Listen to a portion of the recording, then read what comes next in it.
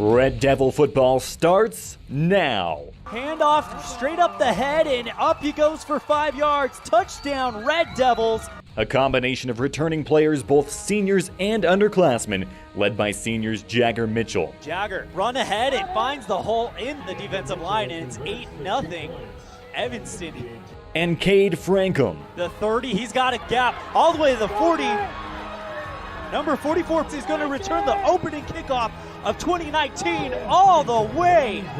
As well as juniors Jackson Moore. He throws it downfield, wobbly catch, it's intercepted. Jackson Moore. And David Perez. He's going to get all the way to the 50, finds the right sideline. 40, 30, 20, he's going to go all the way to the end zone.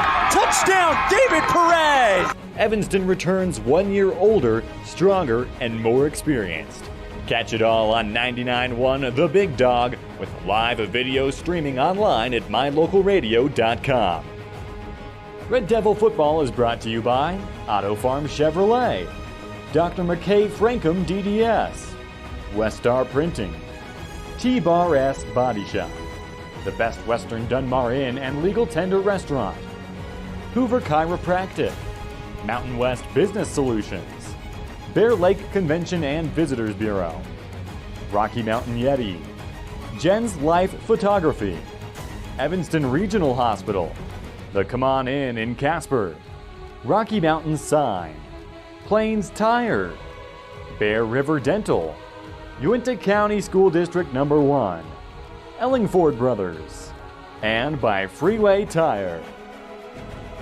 And now, Red Devil football fans, sit back, relax, and get ready to scream for your team as we head to the field to join the play-by-play voice of your Evanston Red Devils, ELAN OLLIFF. Good evening, ladies and gentlemen, and welcome to William T. McIntosh Stadium, home of the Jackson Bronx of Jackson Hole High School, where the Evanston Red Devils will finish the regular season road trip part before they come home and finish the regular season all around with 2 games in K. Fackel Stadium. It should be a beautiful night for some football. A little bit early of a kickoff as we are going to have a 6 o'clock kickoff. Evanston taking on the number 1 Jackson Bronx. We're going to get started in about 42 minutes. In the meantime, we've got the Pitchfork pregame show. When we come back, we'll set the scene on a First Bank of Wyoming presentation of Evanston Red Devil football on K9 and mylocalradio.com. Do you really think you can get a better deal on a vehicle in the city? Poppycock! Rocky Mountain Yeti is hungry for your business and will beat any bona fide deal on any vehicle, or they'll give it to you as a gift. Now that's legendary. Rocky Mountain Yeti Evanston, home of the 20-year, 200,000-mile legendary warranty, where legendary customer service is not a myth. When you think about Bear Lake, think family, fun, fishing, beaches, boats, green, and great food. Think water, wildlife, trails, and shakes, snow, scenery, and sun. Think summer. Go to bearlake.org and plan your visit today. Visit Scenic Idaho.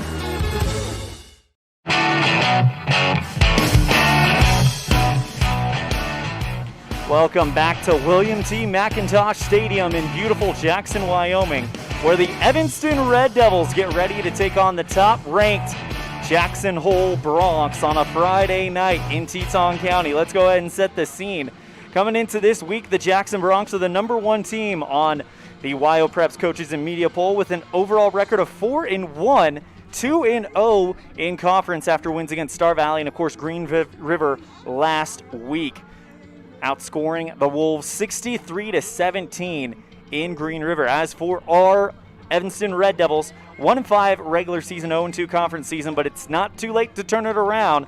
Last week they got off to a slow, really as bad of a start as you could get if you were Evanston.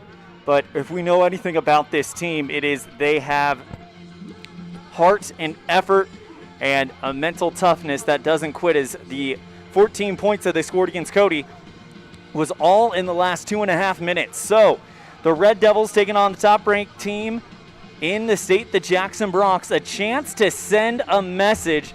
If you can get this one won or compete with the top team in the state, Jackson, #1 in a variety of categories. So it will not be an easy task, but if they can call upon the same strength that they had to play Mountain View and play the great game against Green River, you never know what can happen. In Evanston looking to come out of here, hoping to shock the state, as they are definitely a big underdog in this matchup. That's what it looks like here in Jackson. Evanston and the Bronx. Evanston lost to Jackson last year pretty big. We'll talk about that more later, hoping to get some revenge. Meanwhile, when we come back, we'll have our Red Devil Roundup segment on a first bank of Red Devil football on K9 and mylocalradio.com. Two roads diverged in a wood, and I had just purchased new tires at Plains Tire in Evanston. The trained tire technicians at Plains Tire expertly mounted, balanced, and aligned my new tires, so I was feeling good. While I was there, they changed my oil, checked my brakes, fixed my AC, and made sure my shocks were in tip-top shape. And with their lifetime alignment checks and tire rotations, I was ready to roll. So, thanks to Plains Tire, when two roads diverged in a wood, I took the one less traveled. Plains Tire, 157 Fair River Drive, Evanston. What do you do when you lose a tooth? Put it under your pillow. Under my pillow. Like a treasure chest so you could put it in. Why do you do that? Because then the tooth fairy comes. For the tooth fairy. So the tooth fairy can come get them. And then what happens? I get money. We may not be the tooth fairy, but we can still take care of your teeth. Bear River Dental in Evanston. Welcome back to the Pitchfork pregame show, live from Jackson, Wyoming. William T. McINTOSH Stadium is where we're at tonight as your Evanston Red Devils get ready to take on the Jackson Bronx, #1 team in the state. Well, now we get ready to go to our segment called Red Devil Roundup. And in this week, we talk with Coach Tara Lawler, coach of the Evanston volleyball team. They're in action tonight against Cody. We're going to have live updates from that one to let you know how things are going there. Evanston, probably one of the most underrated volleyball teams in the state for the second week in a row. When I thought they should have, they were not on the Wild Preps Coaches and Media poll. When we come back, we will speak with Coach Lawler and hear what she had to say right after Evanston's big 3-set victory over the Jackson Bronx a week ago from tomorrow. We'll be right back and hear from Coach Lawler after this on a First Bank of Wyoming presentation of Red Devil football on K9 and mylocalradio.com.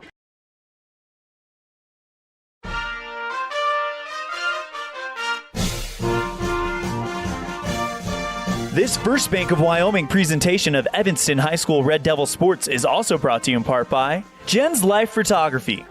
Local photography, whether it's family portraits or senior pictures, capture the moment with Jen's Life Photography. An Evanston local with a Utah number, 801-289-6161. And by Freeway Tire. With a friendly and knowledgeable staff, quick and dependable service, and great prices come together. Call Freeway Tire at 307-789-8632.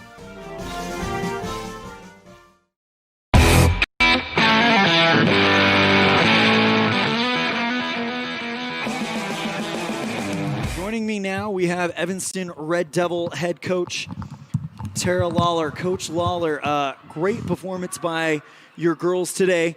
Talk to me a little bit about your thoughts as you guys are undefeated the first time through the Southwest Quadrant. I'm out of breath getting up here. Yeah. Sorry. I think we could have played cleaner. I think that our serving got us through the first two sets. And I think that Jackson's missed serves put us in an advantage. A couple of times when we were struggling to get our pace and our tempo, Jackson gave us an easy point by serving out. And so we were able to capitalize on that. In the third set, I think we started doing a better job of playing the way we want to be playing. We played with more energy. We played it more connected. And I thought you could see like all 6 girls moving in tandem together as opposed to just a few at a time. And speaking of that third set, you guys were down for what it felt like a long time in that set. Jackson built eventually a 5-point lead. Then you guys went on a run of your own, capped off by Stacia Barker, who is just unbelievable at the net in that third set. What can you say about your she's a junior. I keep forgetting that. What can you say about your junior and how she performed tonight? Well, thank goodness she's only a junior. We'll take her another year. Yeah, I think we were down 9-4 with that 5-point and maybe 10-5. But yeah, again, I think she did great things at the net. We served tougher, and which put Jackson out of system, and they started passing tighter balls closer to the net, so Stacia could capitalize on those 2 or 3 big hits that she had. That definitely was a momentum changer. We also, I thought, did a better job of just attacking smarter. We knew that they had open areas on the court, and we had talked about it. We watched film on it, but finally, for the first time in the third set, we started finding those holes and getting the ball to the ground. The serving also seemed to come alive at the very end of that third set. Of course, Emily Freeland walking it off with a service ace. That has to be a good feeling for her. But turning the page, moving to next week where you'll have the other games against the Northwest Quadrant, which may come very, very important depending on how things go for Star Valley. You've got Jackson on Friday, Riverton on Saturday. Cody on Friday. I'm thinking football. Cody on Friday. And then Riverton on Saturday. What do you guys need to work on in order to come out of that 2-0? So I told the girls, I'm not thrilled with the way we played. I love the win. I feel like the first 2 sets we were slow and sluggish, and we hesitated, expecting somebody else to take the ball. Going back to Cheyenne East, I thought we played in system, and even though we lost, I liked the way we played. And so for the next 4 days in practice, Monday through Thursday, we're going to work on what it takes to get back to that level of play. But I also told them, I'm seeing that we're doing better things, and with any time you try to change something or develop or grow, you might have a dip, and that's understandable. And I saw that dip today on a few things that we're trying to change and adapt, but I think with more time and touches and experience, we're going to improve and we'll be better than what we were, hopefully even at Cheyenne East. And so I think with that change, we're seeing some good things starting to happen. We made some changes before this match. We're starting to see those positive, but we also saw some errors that we don't need to make. So for Cody, I know they're ranked or they're competing well with tougher teams. We're going to have to play our game, but I want to make sure that when I'm back up here with you, I can say that we raised the bar for our level of play. And then the same thing for Riverton, which will be our pink night Saturday against, next Saturday will be our pink night against Riverton. But I'm just hoping that we can play our game. I'm thinking of a few key points. Mia goes back and serves, and they're just very strategic. She got us out of a couple of ruts and gave us some runs. We just did so. Bailey did the same thing, gave us some nice runs at key times. I don't think Kenzie missed a serve today. So I think we did some good things. I just want more. I want the energy and them playing together. And I think when we do that, plus I told them on October 3rd, if we're in October and we're talking about a lack of energy, not talking about what we need to do differently, that's a good sign because we can fix that. Absolutely. That's Coach Tara Lawler, Evanston volleyball head coach. Thank you so much for your time. Is there anything else you want to cover? No, thank you. And a big thanks to Coach Tara Lawler, and a big good luck to the Evanston Lady Red Devils tonight as they take on Cody. That game should be getting started about the same time we get started here. Because I'm here and I can't be 2 places at once, we do not have coverage of that game, but don't worry, we will be back in Evanston in time tomorrow for a 1 o'clock first serve, 12:30 pregame when Evanston takes on Riverton tomorrow early afternoon.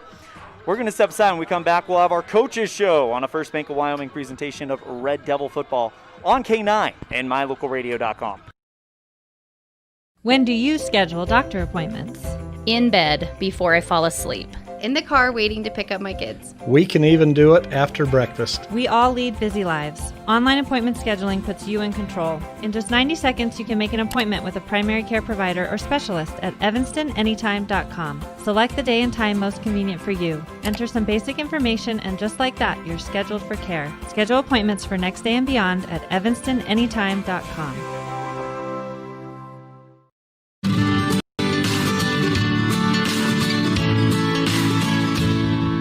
America keeps moving, and Auto Farm Chevrolet is here to help you keep rolling. Whether you need a brand new vehicle or service on one you already own, Auto Farm Chevrolet is here to lend a helping hand. Our certified mechanics are knowledgeable, and our sales team takes the time to get to know you and what your needs are. Stop in today, Auto Farm Chevrolet, 624 Front Street, Evanston. Evanston's community-driven dealer.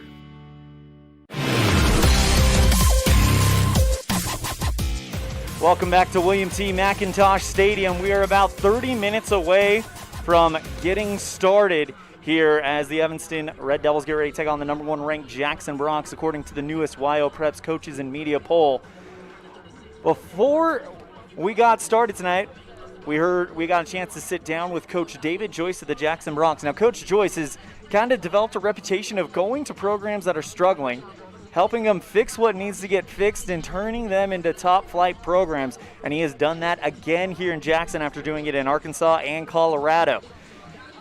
The Jackson Bronx are number 1 in a various amount of categories, including overall offense, rushing defense, just towards the top in almost everything in the new statistics report that came out.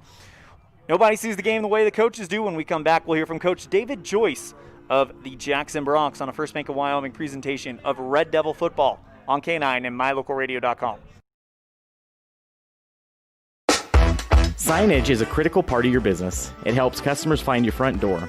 Rocky Mountain Sign will provide you with expertly designed signs, LEDs, channel letters, as well as skillfully cut signage using wood, metal, plastic, and other mediums to help your customers find you with high-quality signage. Using the best technology, designs, and installation by Rocky Mountain Sign.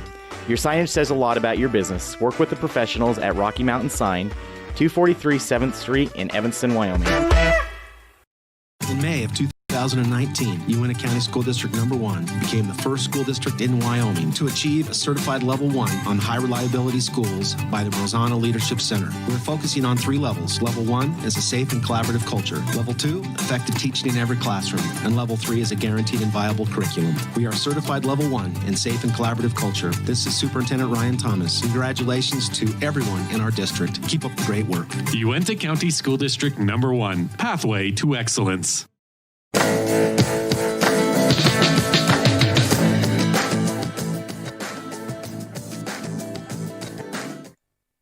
I have Coach David Joyce of the Jackson Bronx on the phone. Coach Joyce, thank you so much for joining us.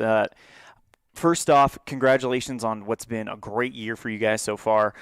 You guys came so close last year, made it to the semifinals, got beat by Star Valley in a very close, exciting game. How much did coming that close to the ultimate goal fuel your boys moving forward coming into 2020? Immensely. We don't have a big senior class this year. And, Cobo Martinez, for example, a senior, he started as a freshman. We got a Jack Brown, another senior, Henry Hershock, Sam Loban. Those guys were here when we went 0-9 as freshmen. And so, when we got knocked off last year in the semis, they knew they were going to have an opportunity with our talented junior class to come back better than ever and make a run. And so it really, it was a tough way to lose to Star Valley last year, and we gave it our best shot. But it wasn't like a loss that just completely deflated you or defeated you. It was a loss that, motivated more than anything else. And so I'm really proud of the way the guys have responded this year. Looking at the stats for you guys, you've got the number 1 rusher in the state right now with Brody Hasnack, averaging 230 yards per game. The number 2 receiver with Sam Scott averaging just over 83 yards receiving per game. But the one that sticks out to me the most is your junior quarterback, Sadler Smith. He was a starter for you last year as a sophomore. I remember talking to you saying it was more about kind of keeping him safe and getting him ready for the years to come. Is this the beginning of kind of Sadler Smith really going out there and doing what he does? Yeah, I hope so. He did lead the state last year in, I believe, in 3A. But we didn't throw it as much. And, I'm really agitated that Sam Scott's not number 1 in receiving. He had a few drops, some big drops against Green River that really would have helped him. And we hit a vertical route that hit him right in the hands that he probably would have scored a 70-yarder on, and he kind of just dropped it. But, he didn't drop very many, so I can't be too critical. But Sadler is he's a weapon. He's a student of the game. He's a big guy. He's strong, and he doesn't make a lot of mistakes, and he stays calm under pressure. And last year he didn't have to be necessarily the man, and so we let Jaden tote the mail, be the man. And this year he can be the man if we need him to be the man. He doesn't have to be because Brody's having a great year too. But at any point we can shift from a running offense to a passing air raid offense, and we probably wouldn't miss a beat. Well, hopefully we wouldn't miss a beat. I don't feel like we would have as much of a drop-off as in years past, where if we had to go to a passing offense, we would be, at a disadvantage. Star Valley last year 1, Jaden got hurt, and we had to throw 35 times, and, they ended up beating us because we were not efficient. This year, I feel like if that happened, we could have a little bit more efficiency because of Sadler. Brody Hasenak, talk about him. He's currently the number 1 rusher in 3A. The number 2 guy is 115 yards per game. Brody at 230 yards per game. Talks about the kind of monster season that he's having. Yeah, he's having a great year. And what's really sad, they don't stat the first week, against Teton. He had a great game against Teton that doesn't go in the stats either, and ended up, 200 in that game with, 3 or 4 scores. But he's got really good top end speed. He's a tough runner. He knows what he's doing, but he's, where Jaden was really hard to get to the ground. And, he was good for a 10-yard gain just about every carry, but he might not necessarily break off the 80-yarder. Brody had a 85-yard run called back against Riverton, or he would have had around 440 yards against those dudes. And when he gets in the open, at any moment it could go to the house. And so he's just got another year right now that other players don't seem to have. And so we're hoping that he can continue to, get those big chunk plays for us that really set up everything else. We've talked about Brody Hasenak. We've talked about Sadler Smith. We've touched on Sam Scott a little bit and how dynamic he can be. Looking at the defense, you've got a defensive weapon in Coulter Dawson, who really on both sides of the field, 37 total tackles, averaging 14.2 defensive points a game. He was the stud for you last year. It seems like he's just continuing his momentum this year. Yeah, I'll get to, I will say this about Coulter. We played, week 2, we end up Bear Lake, and they threw it all over the park. It was like drop back. They knew they couldn't run. I don't even know if I think they had negative 70 yards rushing against us, and they threw. So he had a pretty poor game statistically wise because they wouldn't run the ball. And then we get Pocatello, who is basically like an air raid team, and they threw the ball like 50 times in the game. And then we get Riverton, and they threw it more often than they ran it. So we were hoping that, he would come in and we would get some teams that would try to run the ball at us because we knew we were going to be strong in the run. And so now we're finally getting into some run teams to where he can kind of show what he can do. Green River, we held them to 1 run yard total for the game, and they basically could not run anything because Coulter was sideline to sideline. If you tried to toss it, if you ran between the tackles, he was on your side of the line of scrimmage. And so it's we've been waiting for him to get some of these opportunities for some running teams, and the way the schedule worked out, all of a sudden we play 3 passing teams right in a row, and it just kind of took him out of his volume, so to speak. Moving on to Friday's game against Evanston, what have you guys noticed in film that makes them unique to prepare for? Well, they've got a good fullback. When I was in Arkansas, every team, you look for differentiation amongst, your conference, and everybody in Arkansas runs the hurry up, no huddle. And so when I moved from Colorado to Arkansas, we were running the hurry up, no huddle. Same stuff we're doing right now at Jackson. But so I ran the triple option in Arkansas. And so I know, how hard it is to prepare for, and you got to play assignment football. And their fullback, if you let him get a crack, he's not shy about running through it. He will definitely put the head down and try to generate yards for those guys. And so we got to do a good job of stopping the fullback and forcing them into their pass game. That's Coach David Joyce, head coach for Jackson football. Coach Joyce, thank you so much for taking the time to speak with us on the pregame show, and best of luck Friday night. Thanks. A big thank you to Coach David Joyce for joining us on the Pitchfork pregame show. This Jackson team is loaded and ready to make a run at the state title. Evanston hoping to stand in the way and pull off what would probably be the biggest upset of the season. We know the Red Devils have the heart. It's all about putting it together. When we come back, we'll continue with our coaches show on a First Bank of Wyoming presentation of Red Devil football on K9 and mylocalradio.com. The best place to stay when you're in Casper, Wyoming is the Come On In Hotel and Suites. This beautiful log hotel offers 5 hot tubs, 1 pool, a fitness center, and fabulous indoor atrium. Offering jacuzzi and fireplace suites, the guest rooms are comfortable and relaxing. Plus, every stay includes a delicious extended continental breakfast. Whenever you're in Casper, stay at the best place. Come On In Hotel and Suites. Come on in today. Come On In Hotel and Suites, Casper.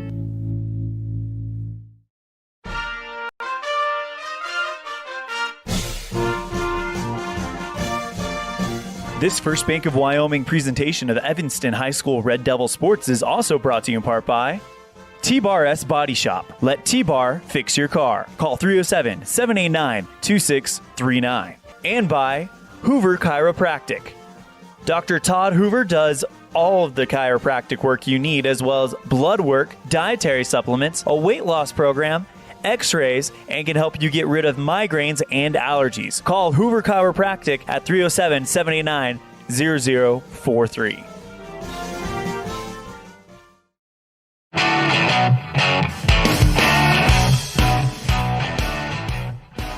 Well, the Evanston Red Devils come in their 3rd conference game of the season, getting ready to take on Jackson. Still looking for that first conference win after a close call against Green River, and then a night that I'm sure that they would like to forget in Cody. When you talk about that Cody game, there's no getting around the fact that early turnovers kind of sealed the fate of the Evanston Red Devils. They're going to look to avoid that and get going on a roll. When you look at their best games, the games against Green River, the win against Mountain View, the game against Lander Valley, they were able to sustain drives and make them last. When we come back, we'll hear from Coach Jim Burton of the Evanston Red Devils on a First Bank of Wyoming presentation of Red Devil football on K9 and mylocalradio.com. Hello, this is Dr. McKay Franklin. Something I've really enjoyed as a dentist over the past 20 years are the lasting friendships that I've formed with many of my patients. My staff is really great, and we try hard to make sure that every patient feels a warm welcome. It doesn't matter if it's your first visit or if you've been with us for years. Every patient is welcome and always appreciated. Our goal is to provide the best dental care possible at reasonable rates. Please call us today to schedule your appointment at 307-789-8910. Go Red Devils! Wyoming is unique. When it comes to high school sports, we might travel 6 hours to a game, but when we get there, we know the other team, their parents, and the coaches. Wyoming is like one small town with really long streets. When your travels take you to Evanston, always stay with your friends at the Best Western Dunmar Inn. Clean, comfortable rooms, a restaurant serving healthy, delicious food, and breakfast is always included. If you're bringing the team or following the team, stay with us every time you're in Evanston. The Best Western Dunmar Inn.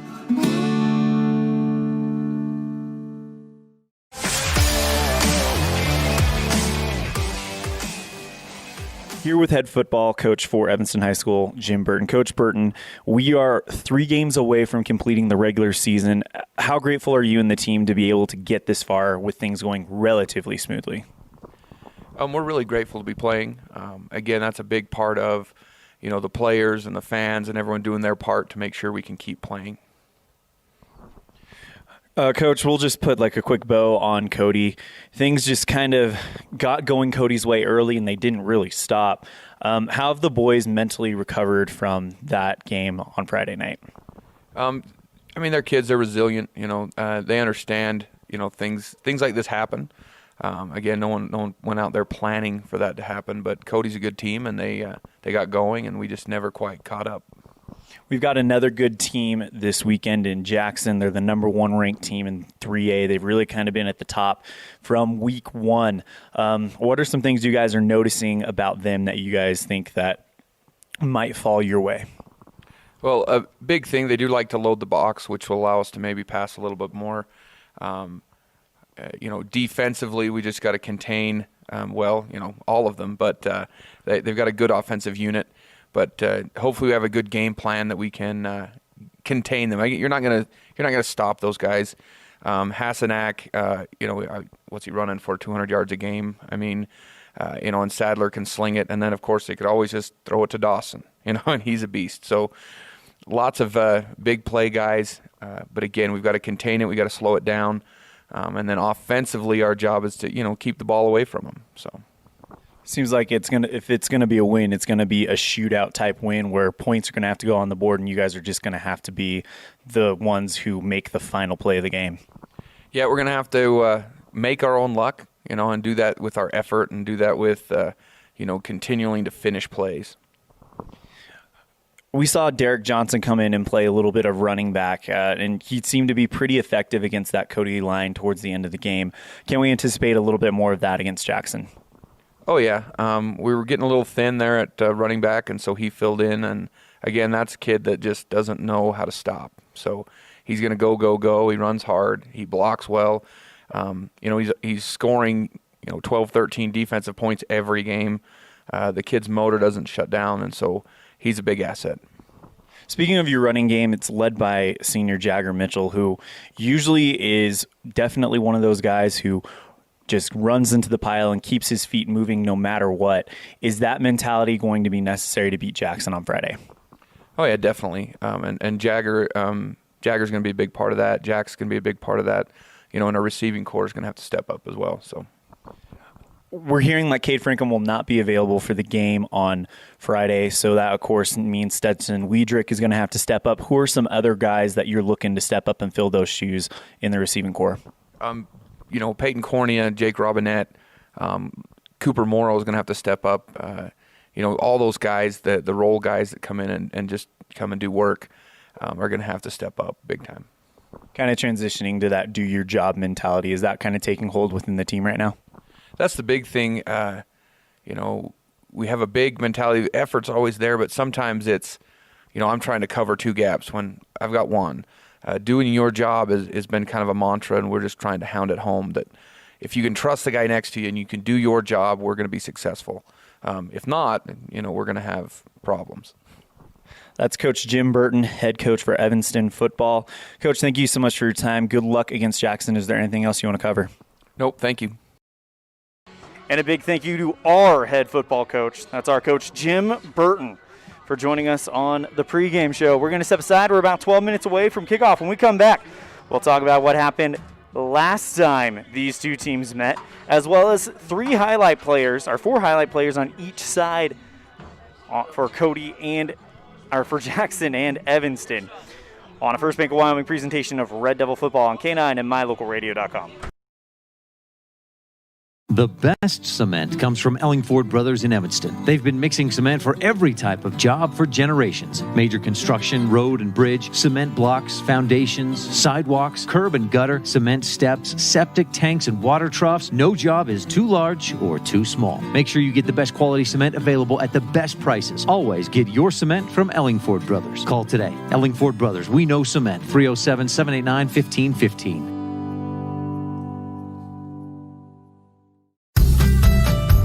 As one of the region's most visited websites, MyLocalRadio.com is here to serve you. Catch up on local and regional news and information. Buy, sell, or trade your good used items on the radio classifieds. Check the weather forecast or catch our live coverage of your high school teams in action, all on MyLocalRadio.com. Like us on Facebook so you never miss a giveaway, and visit MyLocalRadio.com today to stream it all live. Do you really think you can get a better deal on a vehicle in the city? Poppycock! Rocky Mountain Yeti is hungry for your business and will beat any bona fide deal on any vehicle, or they'll give it to you as a gift. Now that's legendary. Rocky Mountain Yeti Evanston, home of the 20-year, 200,000-mile legendary warranty, where legendary customer service is not a myth.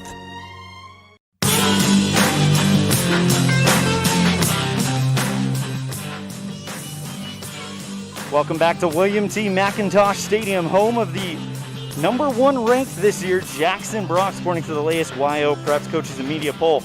ELAN, OLLIFF here, bringing you the action live from Jackson, Wyoming. Beautiful day for football as we look at the weather forecast. Right now, it is a beautiful, perfect, drum roll please, 75 degrees. No, that's Jackson, Mississippi. I don't know why it said Jackson, Wyoming earlier. So I'll say 75 degrees. That's a little warm for what I'm feeling. It's 70 degrees, not a cloud in the sky. And by the time this one over, we may only be to 55 degrees when this one ends. Let's talk about the last time the Evanston Red Devils and the Jackson Bronx faced off. That was on Friday, October 18th, 2019.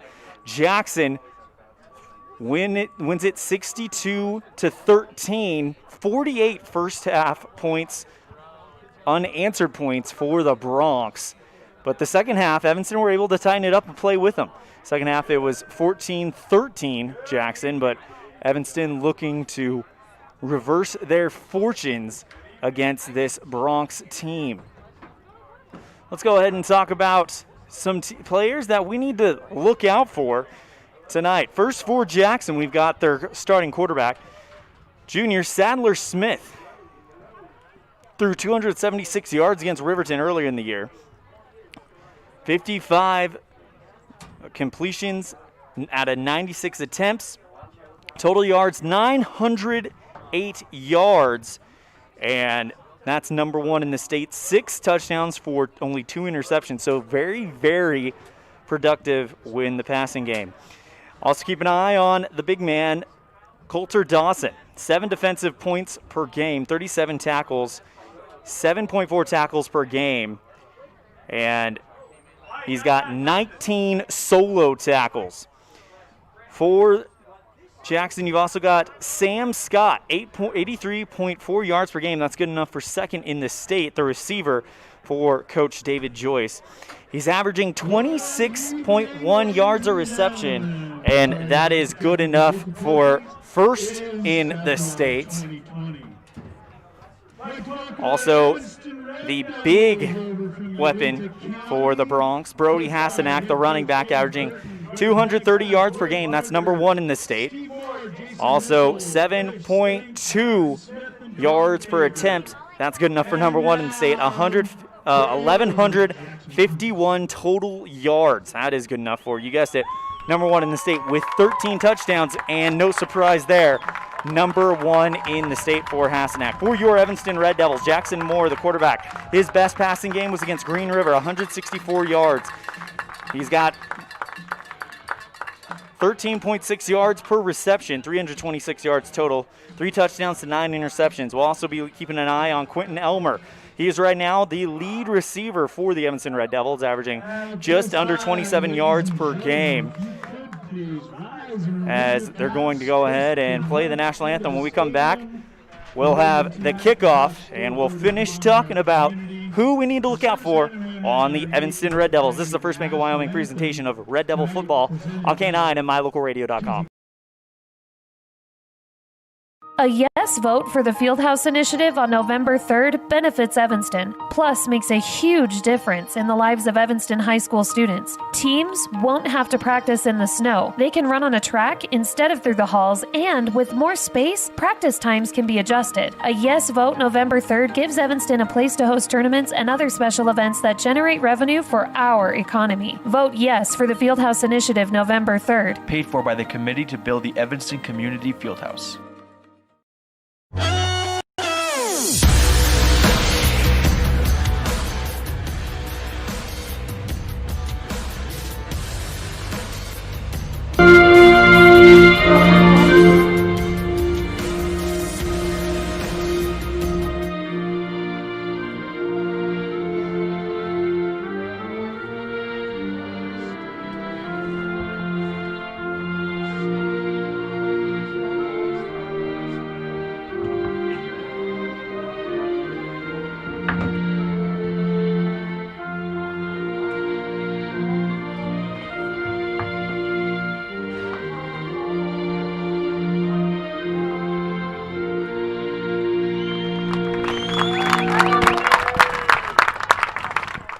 national anthem of our country, brought to you by the folks here at Jackson Hole High School. Let's go ahead and finish up and talking about things before we get started with the committee to build the Evanston Community Fieldhouse first quarter.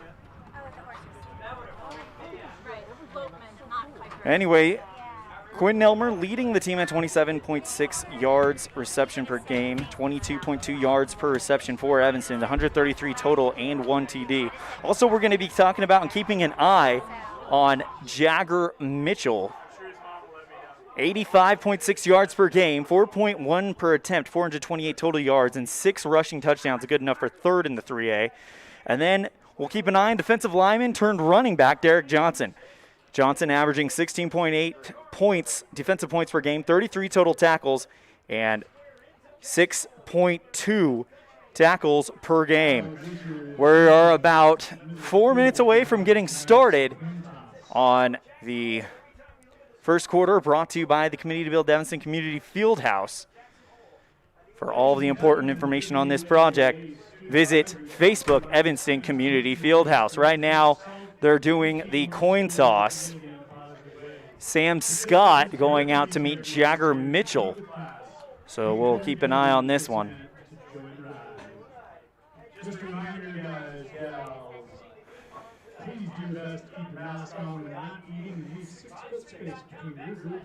Want to invite you to join us tomorrow afternoon. We've got volleyball. Evanston taking on Riverton. They're playing Cody tonight. We will have live updates throughout the broadcast on that game.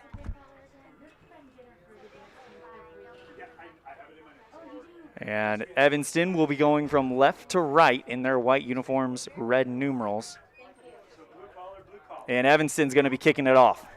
So Jackson will get the ball to start the first half, which means Evanston will get it to end or at the second half kickoff. So Jackson will be receiving the kickoff. We're still about 2.5 minutes away from getting started. Let's go ahead and talk about kickers. For Evanston, we have Micah Lichty, 9 for 12 on extra point attempts. For Jackson, we'll have Jonathan Vasquez Vargas, 24 of 25 extra point attempts. Beautiful night here in Jackson, Wyoming. 70 degrees, not a cloud in the sky. Not any wind to speak of either. ELAN OLLIFF bringing the action live from William T. McINTOSH Stadium. 1 minute and 57 seconds from starting the first quarter, brought to you by the Committee to Build the Evanston Community Fieldhouse. Hey, real quick shout out to, how about the blue collar in Rice County? Anyways, things are going very well here in Jackson, as we couldn't ask for a more beautiful night. Red Devils hoping to get to the point where they couldn't ask for a more beautiful start. Kind of painting the picture of what if you were standing next to me, what you'd be seeing. You'd be in the press box about center on the 50-yard line. The camera person is up on top of the press box, so that is Chewy giving us our camera work. A big thank you to him. Homecoming here in Jackson, so I think this might be the latest homecoming in the state. Everyone else seemed to have went ahead and got that done a little bit early out of caution, hoping they can guarantee it. But knock on wood, so far the season has gone well with minimal interruptions here in Wyoming. If you're not familiar with the geography, we are about 3 hours and 40 minutes away from Evanston. It's not unusual for teams to travel over 3 hours one way to a football game in the Cowboy State. Just last week, we went 5 hours to Cody. We're ready to get a kick off. Micah Lichty will kick from left to right for the Evanston Red Devils on mylocalradio.com. Puts his hand up, and a high end over end kick caught on the far side by Jackson around the 10-yard line, rolling across the 20 and brought down by a gang of Red Devils around the 25. Reception made by Sam Lopeman, the senior, and now we'll get a first look at this number 1 offense in the state in Jackson with Sadler Smith and company. 11:40 left in the first quarter, brought to you by the Community Build Evanston Community Fieldhouse before the first offensive play of the game for Jackson. It will be the junior quarterback, Sadler Smith, with junior running back Brody Hasenack. That is scary for this Jackson team. They're triplets. The number one receiver, Sam Scott, Sadler Smith, and Brody Hasenack, all juniors. Smith under center, sends a man in motion, hands it off to Hasenack on the jet sweep. He slips one tackle and is finally brought down around about the 38-yard line. So a pickup of about 9 yards. So it'll be 2nd and 1 from the 39 of Jackson. Shotgun formation for Sadler. This team goes with the hurry-up, no-huddle offense, much like what we saw from Mountain View. Fakes the handoff to Sadler. Pitches back to Smith. Hit as he thrown downfield, trying to find Dawson, and he does. Wide open. Huge gain down by the Red Devil 15. Huge gain by the Jackson Broncs to start it off. All the way from their own 39 to the Red Devil 15. First down for the Broncs. That was a very tricksy play there. Handoff to Hasenack, who rolls straight ahead. They're not going to catch him. It's a 15-yard touchdown run for Brody Hasenack. He goes right through the middle off of the left guard and puts it in the end zone. So this quick strike offense does exactly what we thought they would do, and it's 6-0 Jackson with 10:40 left in the first quarter. It'll be up to Evanston to keep up with this pace. Vasquez for the extra point, puts it through the uprights, and he is now a whopping 25 of 26 extra point attempts. It's 7-0 Jackson. Only a minute and 20 seconds into this one. Evanston will get their chance to respond after this on a First Bank of Wyoming presentation of Red Devil football on K9 and mylocalradio.com. A yes vote for the Fieldhouse Initiative on November 3rd benefits Evanston, plus makes a huge difference in the lives of Evanston high school students. Teams won't have to practice in the snow. They can run on a track instead of through the halls, and with more space, practice times can be adjusted. A yes vote November 3rd gives Evanston a place to host tournaments and other special events that generate revenue for our economy. Vote yes for the Fieldhouse Initiative November 3rd. Paid for by the Committee to Build the Evanston Community Fieldhouse.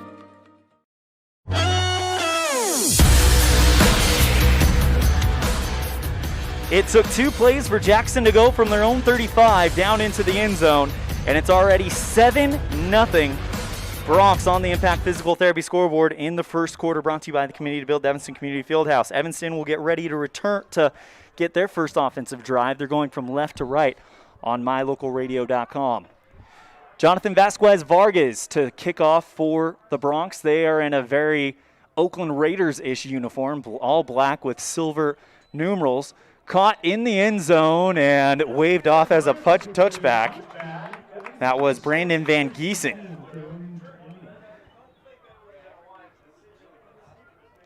Jackson, the number 1 team in the state. It'll be up to Evanston to respond now.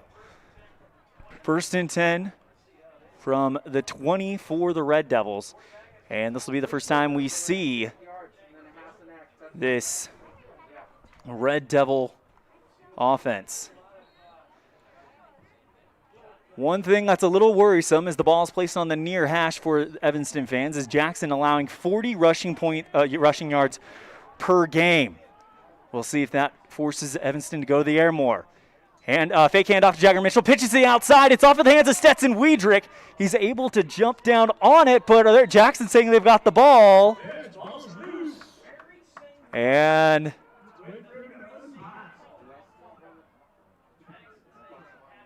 Red Devils have it. It'll be 2nd down and a pretty big loss, probably around 5 yards. 2nd down and 16. Ball on Evanston's own 9-yard line.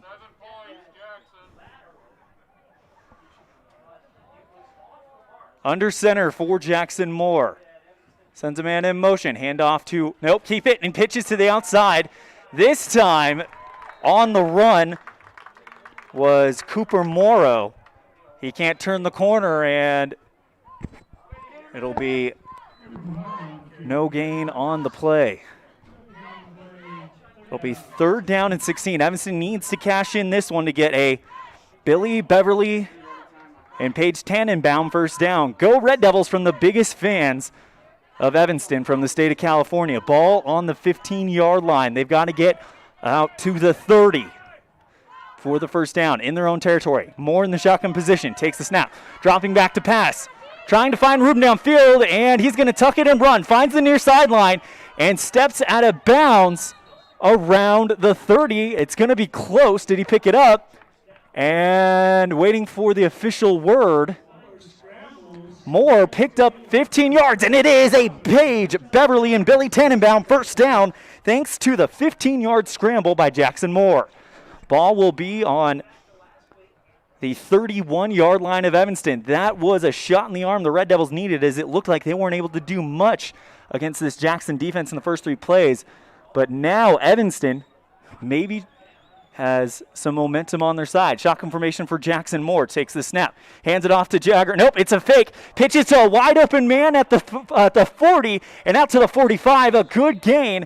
That looked like Peyton Cornea. No, that's Stetson Wiedrich.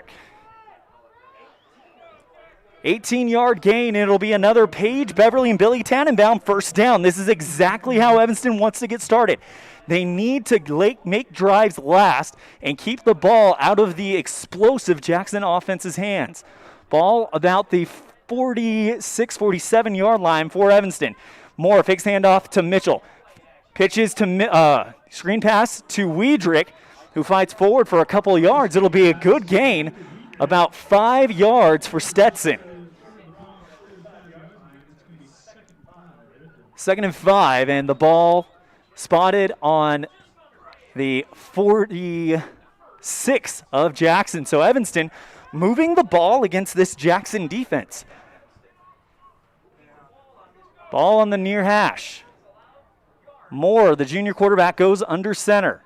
One wide receiver on each end. He's also got the A back and B back. Hand off to Jagger Mitchell, who goes straight ahead and is met by a wall of black and silver. Maybe picks up a yard if he's lucky. And they're going to indeed give him a yard. Ball on the 45 of Jackson. 3rd and 3 for the Red Devils. Tell you what, this is an impressive first drive. If you can get in your head that you can keep up with this defense and move the ball with this defense, that is a recipe for success. Shotgun formation for the Red Devils. 3rd down and 3 to go. Ball on the 45 of Jackson. Fakes handoff to Jagger Mitchell. Instead, pitches to the outside off of the arms of Cooper Morrow. Lopman was all over that for Jackson. Morrow couldn't make the catch on the far sideline. It would have been a screen pass type attempt. And I'll make it 4th and 3. Ball on the near hash.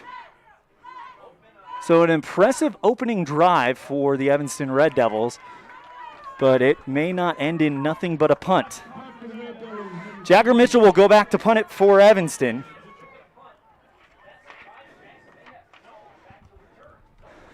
Nobody back to return for Jackson. I think they thought Evanston was going to surely go for it. Snap to Mitchell. He puts his boot into it. It's a high spiraling kick. It'll bounce around the 20. It makes a friendly Red Devil bounce. Red Devils crowd around it. Finally picked up by Brandon Van Giesen around the 15-yard line for the Red Devils. 7:38 left in the first quarter. Jackson leads it 7-0 on the Impact Physical Therapy scoreboard. In the first quarter, brought to you by the Committee to Build the Evanston Community Fieldhouse. Sadler Smith & Company for the Bronx will take over around their own 14-yard line.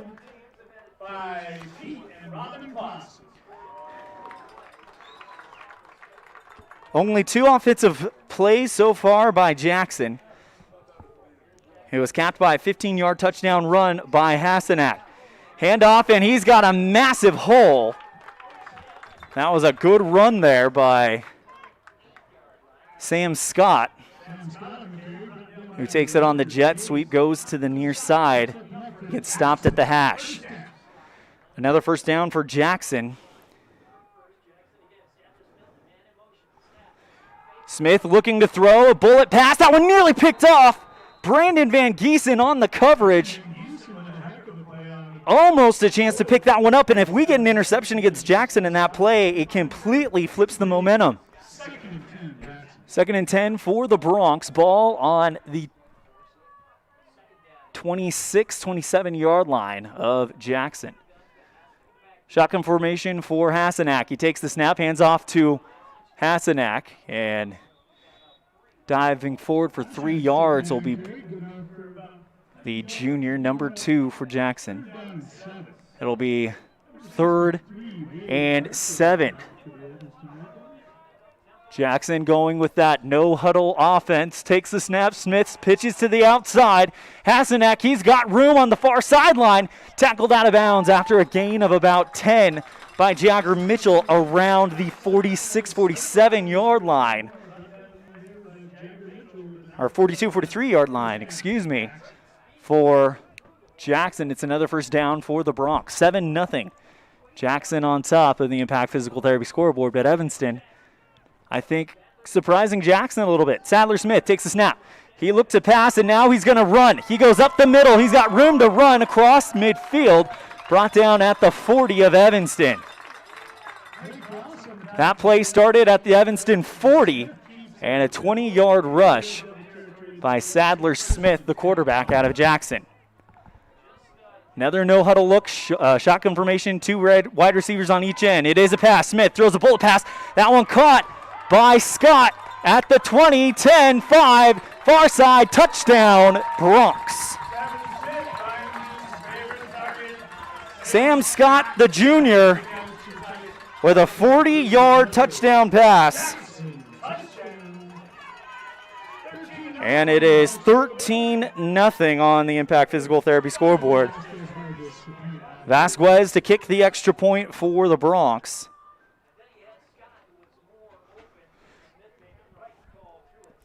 And the kick is up, and it is good. 14-0 on the Impact Physical Therapy scoreboard. Jackson leads with 6 minutes, 24 seconds remaining in the first quarter, brought to you by the Committee to Build Evanston Community Fieldhouse on a First Bank of Wyoming presentation of Red Devil football on K9 and MyLocalRadio.com.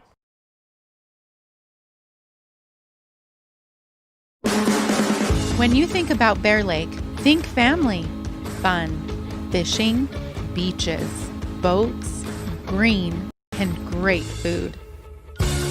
Think water, wildlife, trails, and shakes, snow, scenery, and sun. Think summer. Go to bearlake.org and plan your visit today. Visit Scenic Idaho.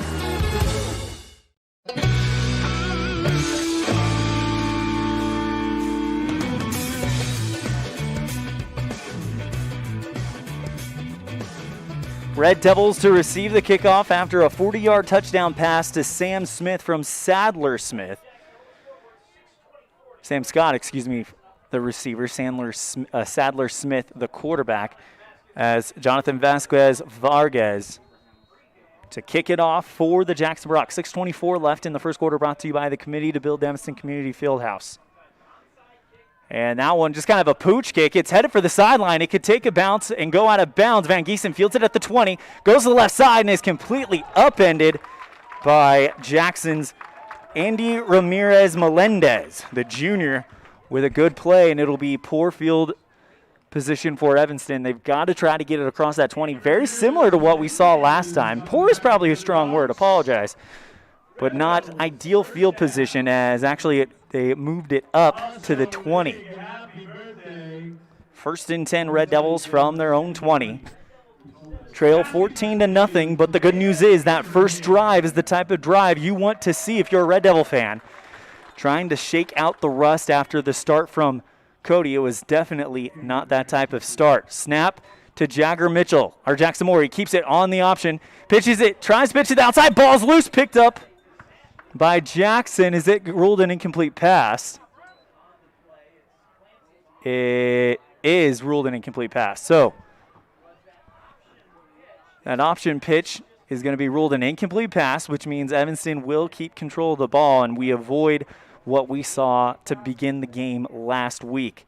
2nd and 10 from their own 20 for the Red Devils. Ball around the near hash.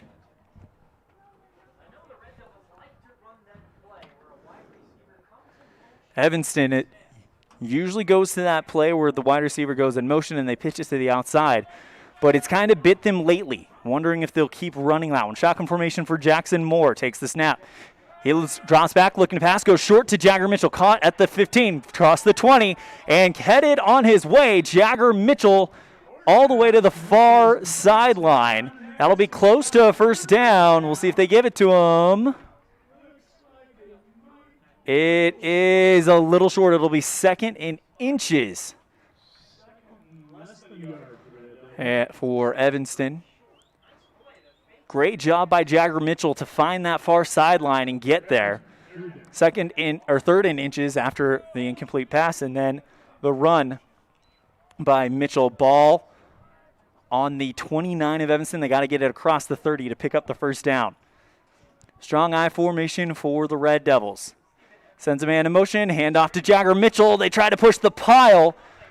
Oh no, it was Jackson Moore who completely fooled everybody. Half of the Jackson pile was on top of Jagger while Jackson had the ball and went to the left side and cut across the 35, gets all the way to the 40. Great misdirection there by the Evanston Red Devils, and it'll be 1st and 10, Red Devils. Ball on the 38-yard line. Again, first down's brought to you by Paige, Billy, and Beverly Tannenbaum.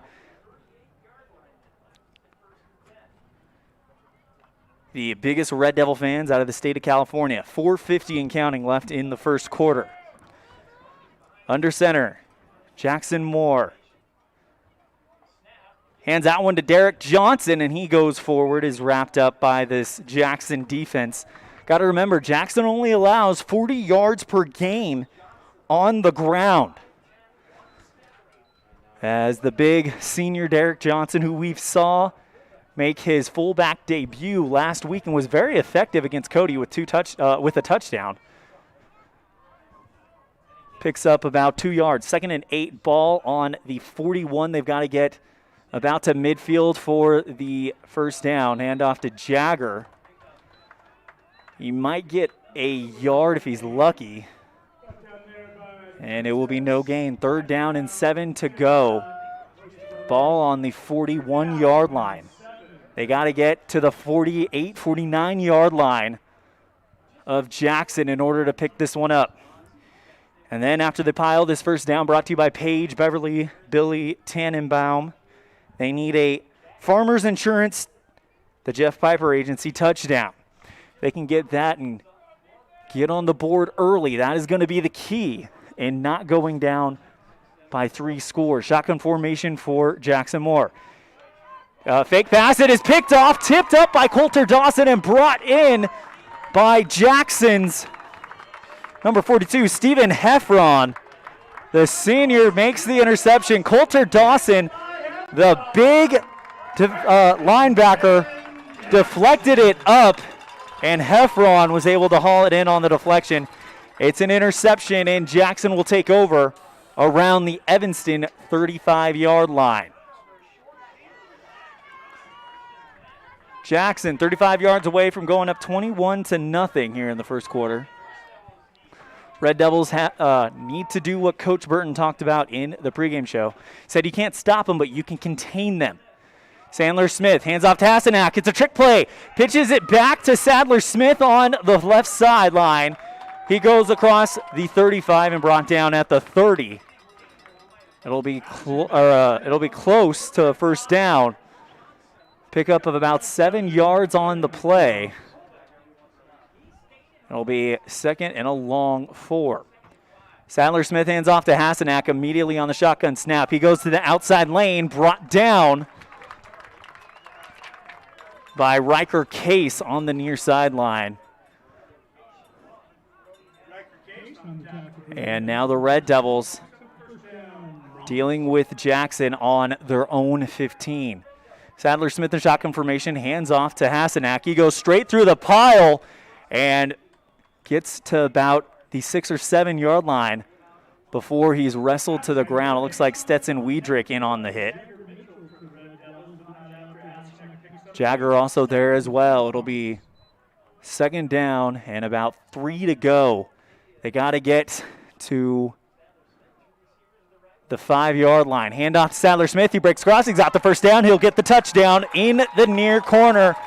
Finds his angle and puts it there. It's 20-0 Jackson, the number 1 team in the state, showing it number 1 offense in the state, showing exactly why they are ranked there. Here comes Jonathan Vasquez to kick the extra point.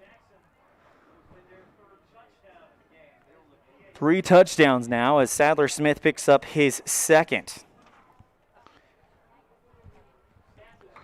Kick is up and it is good.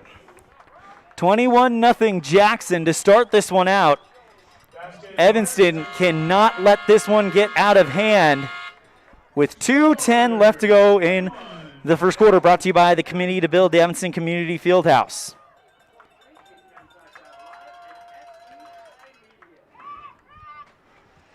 Red Devils need to put points on the board here, otherwise risk going down by even more.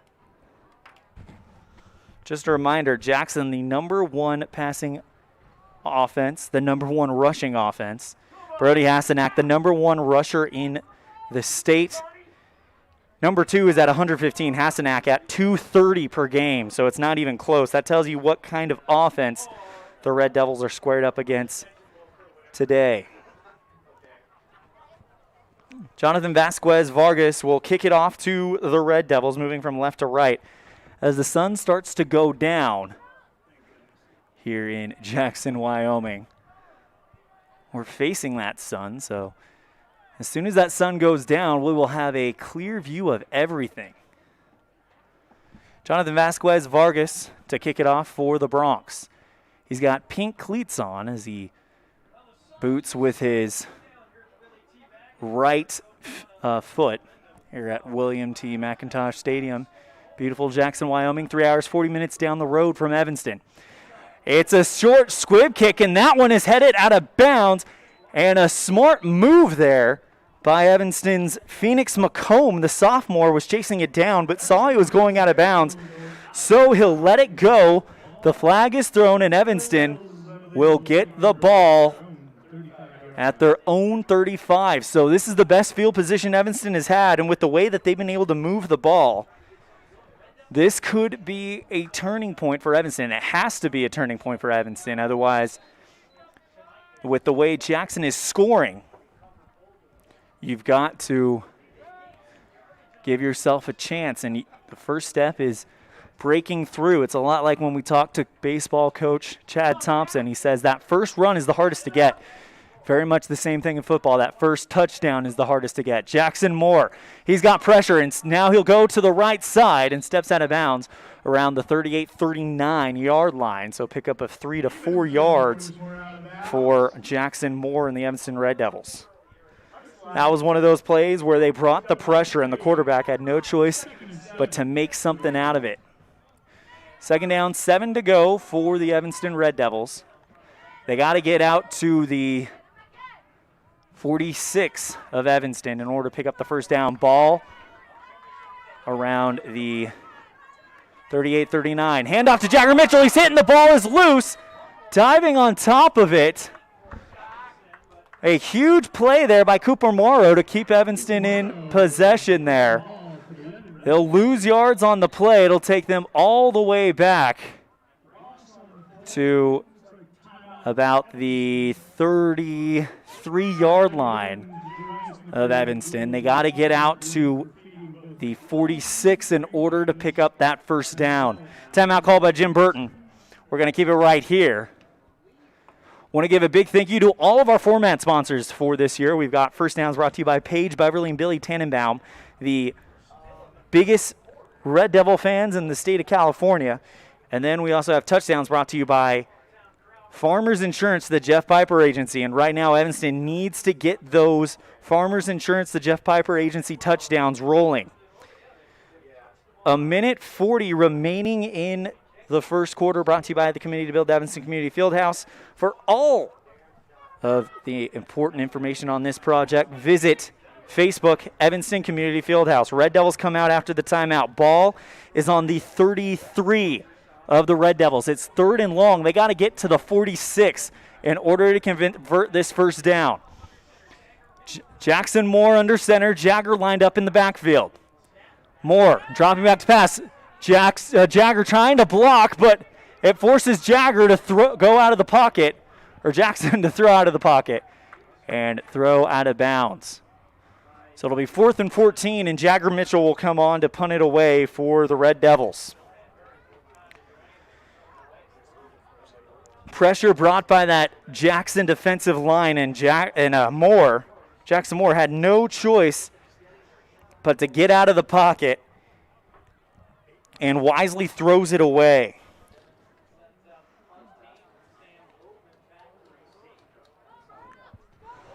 Sam Lopman will go back to receive the punt for Jackson. He stands on his own 42-yard line.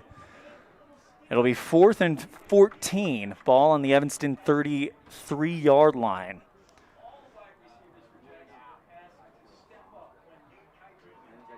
So Red Devils has had flashes of brilliance throughout this game. If they can put those all together and closer together, they might be able to pull something off here. At this point, Jackson up 21-0. There is no reason to believe that Jackson is not going to continue their quick strike offense that we've seen in the first quarter. 92 seconds left, so Evanston just has to take a deep breath and play each possession as if it's a 0-0 ball game and try to climb your way back into it. Punt by Jagger Mitchell takes an Evanston-friendly bounce around the 45. It'll go across the 50 and picked up by Stetson Wiedrich around the 44 of Jackson. So the Bronx and Sadler Smith will take over on their own 44 with 81 seconds left in the first quarter, brought to you by the committee to build Evanston Community Fieldhouse, as that sun finally sets below the mountain right in front of me. And it is a beautiful sight here at William T. McIntosh Stadium. We've got the mountain directly to the north side of the end zone. It's literally right behind that scoreboard on the north side. Right there. Sadler Smith hands off to Brody Hasenack. He's got a hole off the right center. He makes one man miss, gets across the 25, almost to the 30 of Evanston. What a run by Brody Hasenack.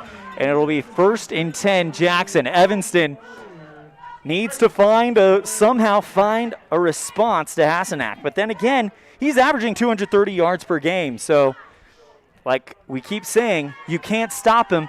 So you've got to try to contain him. And right now, Evanston trying to see how that works out. Handoff to Hasenack again. He goes straight through the middle. Pickup of about 7 yards.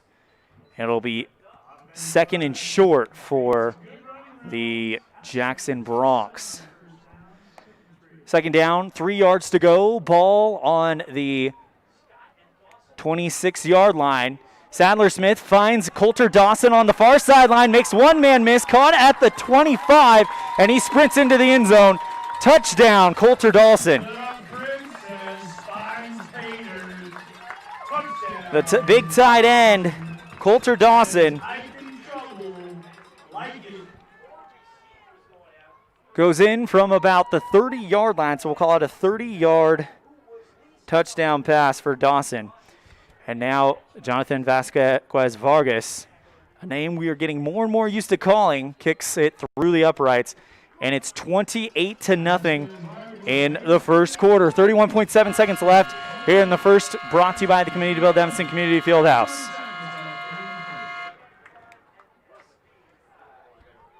Red Devils have to keep their head up. We've seen them go down big and put up great performances. What comes to mind is, of course, the 14 points in a matter of 2 minutes against Ben Lowman. And, of course, the 14 points in a matter of about 2.5 minutes against Cody last week. As Jonathan Vasquez Vargas will get ready to kick it off to the Evanston Red Devils, moving from left to right with 31.5 seconds left in the first, brought to you by the Community Build Evanston Community Fieldhouse. Want to invite you to join us on the My Local Radio chat room. Nicole Robinette says, "Go Red Devils." This is a tool for you to root on your favorite Red Devil and to build community in the Evanston fandom. Red Devil fandom, I guess you could call it, is Jonathan Vasquez Vargas, the pink-cleated, pink-gloved Jackson Bronc. Gets ready to kick it off. Speaking of pink, we've got our pink game for volleyball tomorrow afternoon. Want to invite you to join us. Van Giesen fields it at the 10, trying to find the far sideline, and he does. Tries to run away from the group of black and silver going after him, but a pretty good return for Brandon. It'll be around the 26, 27-yard line for Evanston to start it off. Again, tomorrow we'll be back in Evanston, the pink game for volleyball. Evanston versus Riverton. Pregame at 12:30, first serve scheduled at 1 o'clock, but of course those times are subject to change.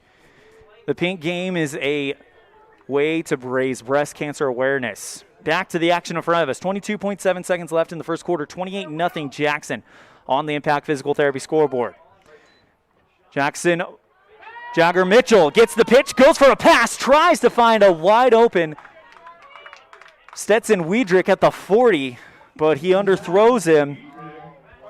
He tried to slide to make the grab, but it drops to the turf here in Jackson. 2nd and 10 coming up. That was a very unexpected play there by Evanston. Jackson Moore takes the snap, pitches it to Mitchell in the backfield, and finds Wiedrich, who was wide open. If he could just put a little bit more on that ball, it would have been a first down at the 40 for Evanston. Instead, it's on the 25. Pitch outside, Jagger Mitchell. He makes one-man miss, goes up the middle. He's got room to run, and finally brought down around the 34-yard line for Evanston. A gain of about 9 on the play. That'll bring up third, and it'll be a gain of 8, 3rd and 2. They got to get it to the 36, ball on the 34, and that is going to do it for the first quarter, showing zeros. This first quarter has been brought to you by the Committee to Build Evanston Community Fieldhouse. A quarter of the way there, Jackson leads 28-0 on the Impact Physical Therapy scoreboard. This is a First Bank of Wyoming presentation of Red Devil football on K9 and MyLocalRadio.com.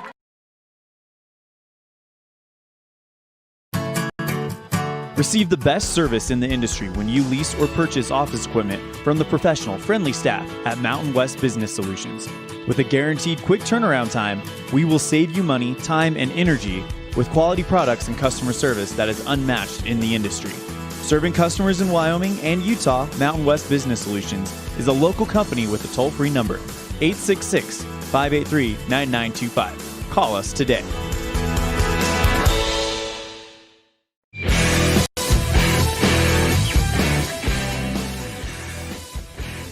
Welcome to the second quarter, brought to you by Callis Automotive, your local Napa dealer with a friendly, knowledgeable staff. You always get that Napa know-how at Callis Automotive. The score is 28-0 on the Impact Physical Therapy scoreboard, but Evanston with a chance to move the ball around. It'll be 3rd and 2 from the 34. They got to get to the 36. Jackson Moore takes the snap, throws, finds a wide open man. It looked like Stetson Wiedrich on the far side around the 41. But he drops it, and it'll be 4th and 3 for the Evanston Red Devils.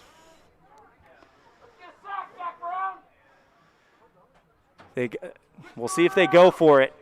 Ball on the 34 for Evanston. They got to get it out to the 36. And they're going to go for it. Nope, Jagger, standing on the 20. Got a little excited there as I saw Jackson Moore address the line, but Jagger will punt it away. Snap right into his belly. He puts this one high end over end. It's going to bounce around the 35, make a Jackson-friendly roll across the 40, and out of bounds around the 43 of the Bronx. We will have updates on the Cody versus Evanston volleyball game taking place at this very moment. As soon as we hear updates, we will be the first to let you know. 28-0 Jackson over Evanston right now. Just getting started in the Callis Automotive second quarter. Ball will be on the 43 of Jackson. 1st and 10. Under center, Sadler Smith. Brody Hasenack in the backfield. He'll take the snap. Smith keeps it on the quarterback keeper. Goes to the near side. Picks up about 6 yards on the play as he will get brought down at midfield. That'll be 2nd down and 5 to go. Ball will be just shy of the 50-yard line on the near hash. No huddle, hurry-up offense for Jackson as they like to just keep their momentum going and roll forward. Shotgun formation for Sadler Smith. Hands off to Hasenack, who goes forward, makes one man miss, picks up the 1st down, and gets dropped down around the 42, 43-yard line. 1st and 10, Jackson. Riker Case makes the stop. 1st down for Jackson. Shotgun formation for Smith. It's off of his hands. He's bobbled it. He's back in the backfield. Brought down. A huge tackle for Evanston. What a play by Wade Barker. It's a huge loss. It was at the line of scrimmage was the 43. It put them all the way back at the Evanston 45. 2nd down and 20 to go. Shotgun formation. Smith in the shot will be looking to pass. It takes the snap. Throws right side. Good catch by Sam Scott. He's got a hole in between the hashes. It's a foot race. No one is going to catch him. He goes to the near side corner. Touchdown, Jackson. A 55-yard touchdown reception by Sam Scott.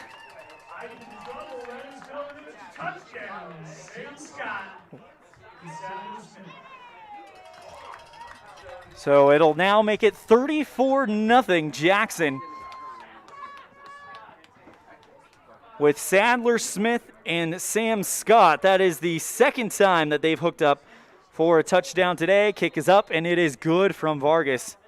35-0 on the Impact Physical Therapy scoreboard. Evanston has to take a break, take a breath, and take it one play at a time.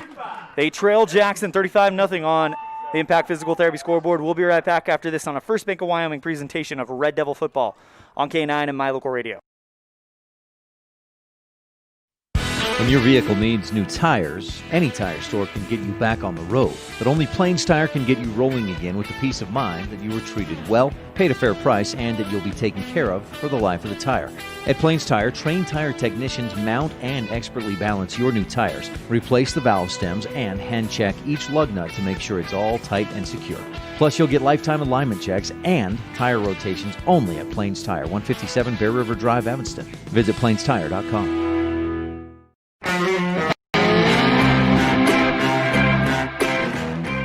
Welcome back to the 2nd quarter, brought to you by Callis Automotive, your local Napa dealer. Scott and the team at Callis Automotive invite you to stop in today, 744 Front Street in Evanston. The score is 34-0 Jackson, the number 1 team in the state, showing exactly why they are 35-0, excuse me, as they're on top of the Red Devils.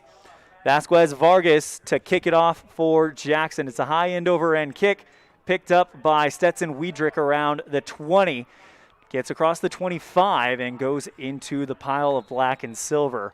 Stopped around the 25-26. So the Red Devils will take over. Ball on the 29-yard line. Brings up a page. Beverly and Billy Tannenbaum, 1st down.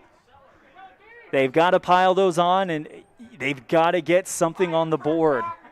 Right now they trail 35-0. It was 48 unanswered points in the first half a year ago in this matchup. Evanston trying to avoid a similar fate.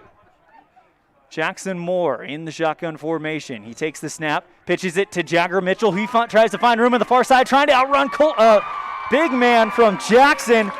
Henry Bereze hits him for a big loss. And it's going to be a massive loss, about 6 yards. Probably 2nd down, 16 to go. Ball on the 21. They've got to get it to the 39 to pick up the 1st down. Evanston trying to figure out how to take advantage of what Jackson's given them. Remember, this Jackson defense only allows 40 yards rushing per game, average. Moore hands off to, fakes handoff to Jagger Mitchell. Instead, he'll keep it himself. Goes straight through the middle. Gets a decent pickup. That'll be about 3 yards on the play. Third down, 15 to go. Ball spotted on the Evanston 35. They got to get to the 30. Sorry, on the 29. Ball spotted on the 20. Sorry, the 16 of Evanston. They got to get to the 39. So third and long. Snap. Moore keeps it rolling to the near side, and he is shoved out of bounds. Coulter Dawson in on the stop, as well as Sam Lopeman out of Jackson. No gain on the play. It'll be fourth down and long, so they can't pick up the Beverly, Billy, and Paige Tannenbaum first down. And Jagger Mitchell will go back to punt it for Evanston. Jackson Moore tried to make something happen, but that line just clogs every running lane.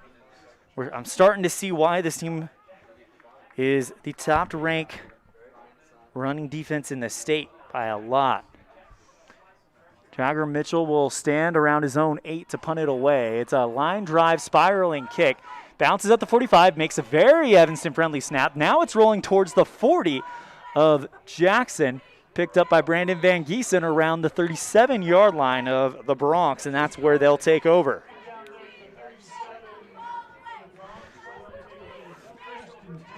A 15-yard touchdown run by Brody Hassenack, a 40-yard touchdown pass to Sam Scott, a 15-yard touchdown run by Hassenack, a 30-yard touchdown pass to Dawson, and a 55 touchdown pass to Sam Scott. That is how the Bronx have gotten it done tonight. 35-0 on the Impact Physical Therapy scoreboard. 8:38 left in the Callis Automotive second quarter. Sadler Smith in the shotgun formation. Takes the snap, hands it off to Hassenack, who rushes forward and is wrestled down to the ground by Peyton Cornea. Pickup of about 4 on the play. It'll be second down and 6 to go. Shotgun formation for Sadler Smith. Ball on the 42-43 of Jackson. Smith looking to pass. Here comes the pressure. Cornea in the backfield with him. He knocks the ball out of his hands. The ball's on the ground. It is picked up. Who gets it? Evanston. Did they jump on top of it? It looked like one of those classic everybody jumps on top of it. We'll see who they award possession to. And it will remain Bronx ball. But I tell you what, Peyton Cornea with a great play in the backfield absolutely penetrates the line, smacks the ball out of Sadler Smith's hands, and caused all sorts of trouble for the leading quarterback in the state. 7.5 left in the Callis Automotive second quarter. Fakes the handoff to Hassenack. Nope, he keeps it. Hassenack does get it. He finds room across the 50, near side 40. He makes a man miss. He's gone. Another big run across the 10-5 touchdown for Brody Hassenack.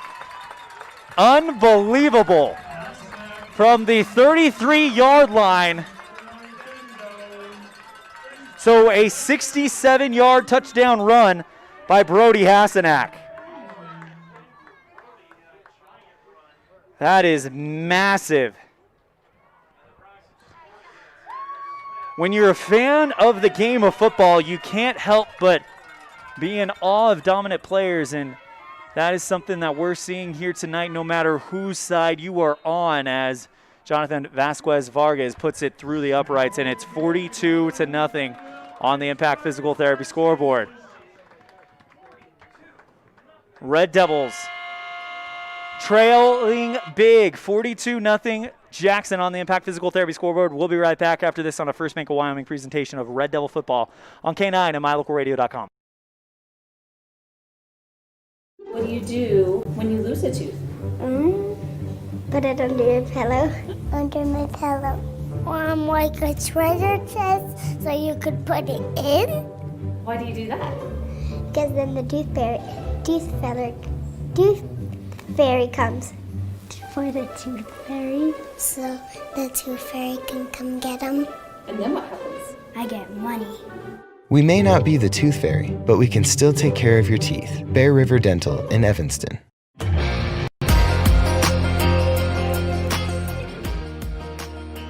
Welcome back to this First Bank of Wyoming presentation of Red Devil football on K9 and MyLocalRadio.com. Brody Hasenack just broke off a 67-yard touchdown run, and that makes the score 42-0 Jackson. 7:22 remaining in the second quarter. Still a lot of football to play, but Evanston's going to have to tighten things up on offense and defense in order to make it competitive. Or maybe you, just like we keep saying, take a deep breath, take it one play, one drive at a time.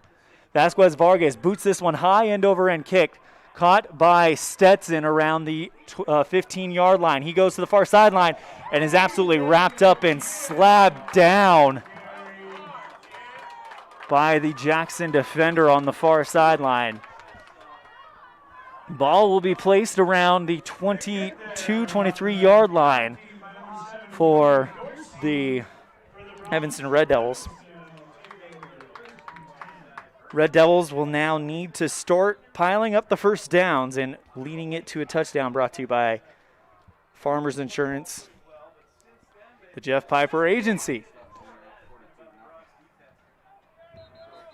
Timeout taken by Evanston. Saw something they didn't like. And Coach Burton wants to have a word with his offense.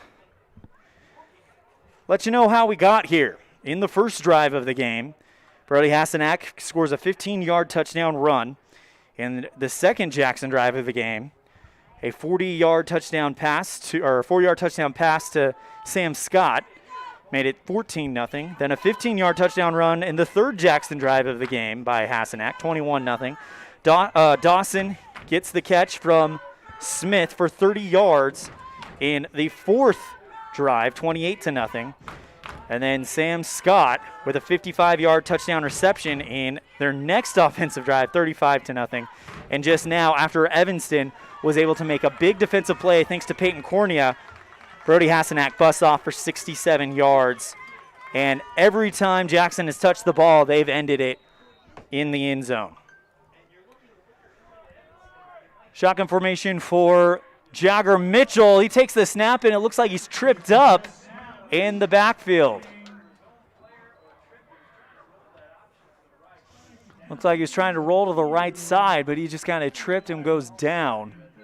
It'll be 2nd down and 13 to go after a loss of 3. Ball on the Evanston 13-yard line.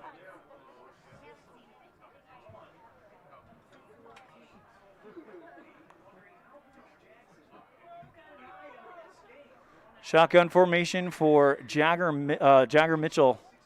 So he's now the new quarterback. Throw to Peyton Cornea, caught at the 35, or at the 25, makes the run to the 30. So a good catch there by Peyton. And it'll be waiting for the first down. Is it? No, it does not look like. 3rd and inches. Nope, they just moved the chains. It's a Beverly. Billy and Paige Tannenbaum, first down. Good luck from the biggest Red Devil fans in the great state of California.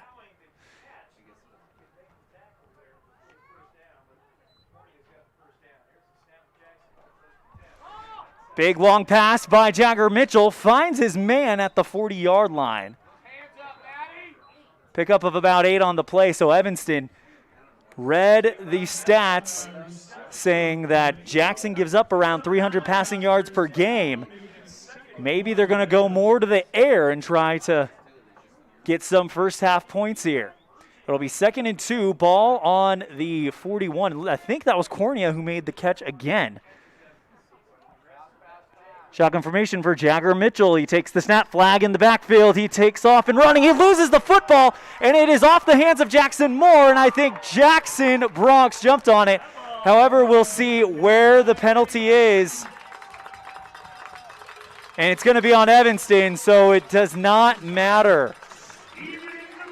And much like last week, turnovers stopping any momentum Evanston had. We had a good drive going and then a fumble in the backfield.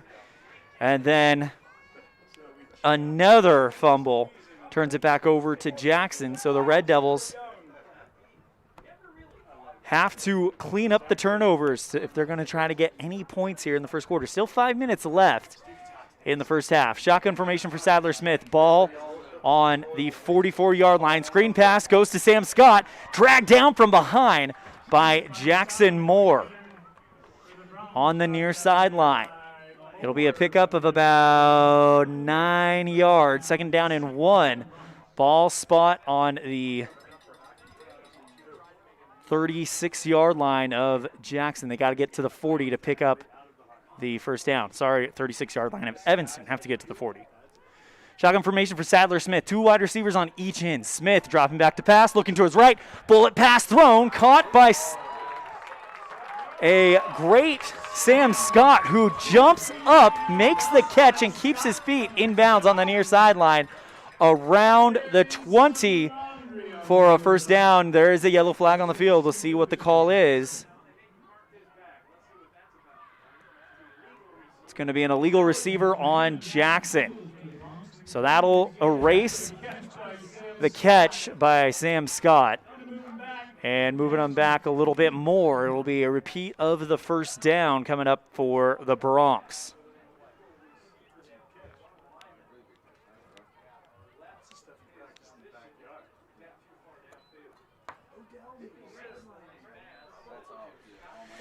If you're on mylocalradio.com, I invite you to check out the My Local Radio chat room. Evanston historian Mark Medea showing some great historical context to this matchup. Pitch to Brody Hassanak, who just rumbles forward on the shovel patch.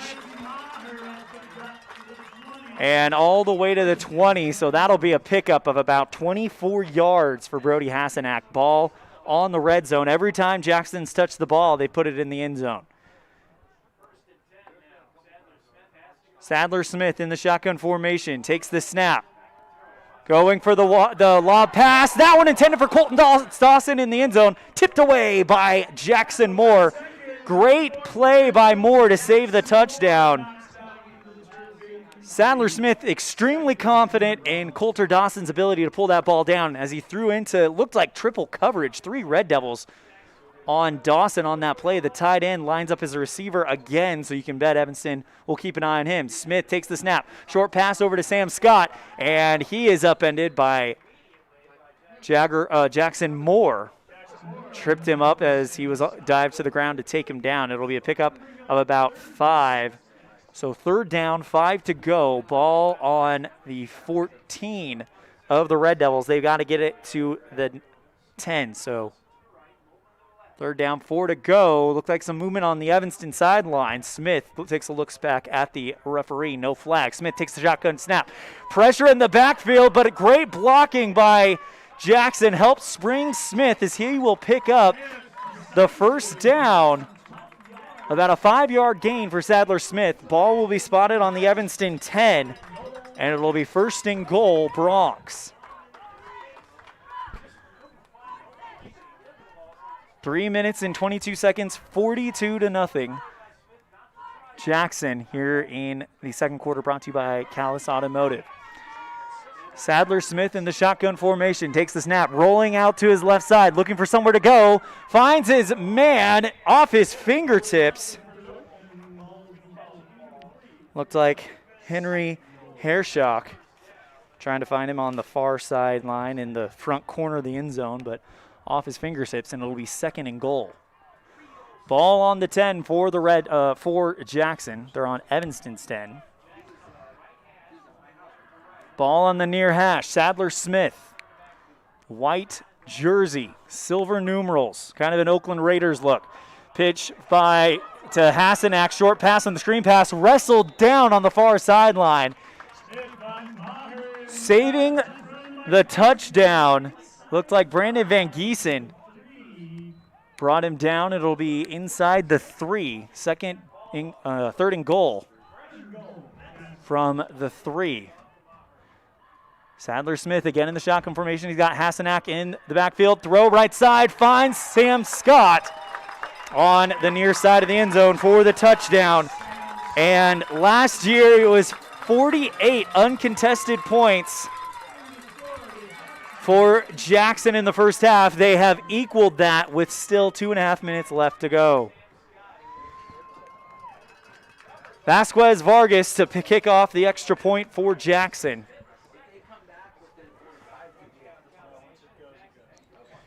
Kick is up, and it is good. So it is now 49-0. Bronx on top big. Much like last week, we're at a situation where it's probably a mountain too far to climb for Evanston to try to come back and change the result of this. I don't think it's in question anymore, but now if you're Evanston, you're playing for pride, you're playing for heart, you're playing for town. In other words, they are playing for you. When you see these boys in town, show them the appreciation that they deserve as they come out and they battle for you week after week. And with the heart of a champion, as we've seen multiple times, this team will score late in games that some teams would have given up, but they turn it on and will play for pride. And that's the situation that I'm afraid Evanston finds themselves in now. But as a member of the community, it definitely makes me proud for the Red Devils. Vasquez Vargas to kick it off for Jackson. As Jackson is on top big with 2.5 left in the half. Kicks to Stetson Wiedrich. He makes the catch around the 5, trying to find the far sideline, and he does. Spun around and brought in by Jackson. A flag on the play. We'll see who it's going to be on. Evanston will get the ball. They probably are going to get some more yards after it. It'll be face mask on Jackson, so another chance for Evanston to punch it in a little bit earlier.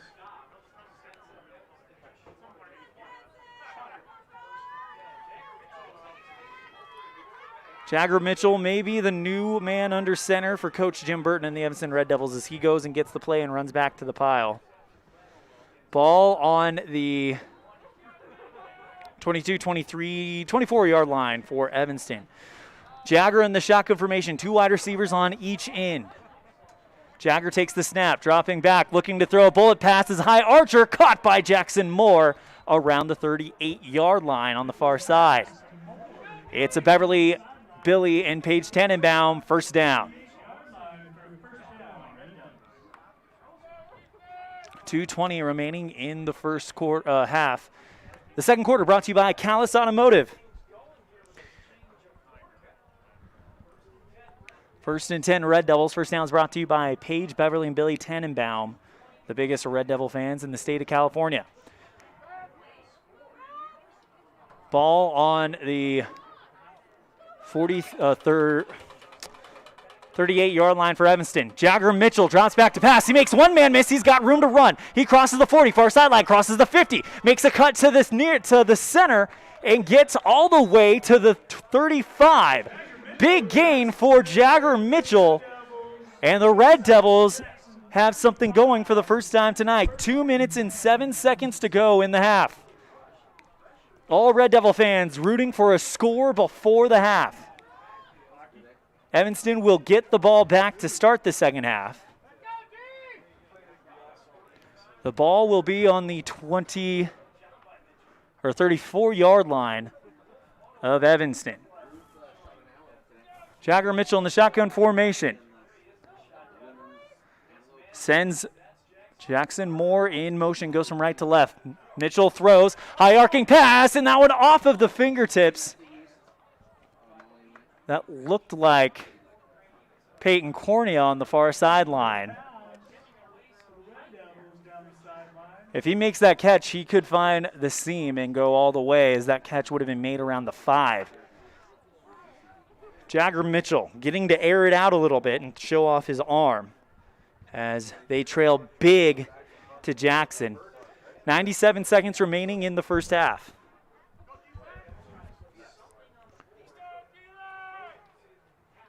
Two wide receivers on each end. Shotgun formation for Jagger Mitchell. Takes the snap. Short pass to Stetson Wiedrich. Makes the catch at the 35.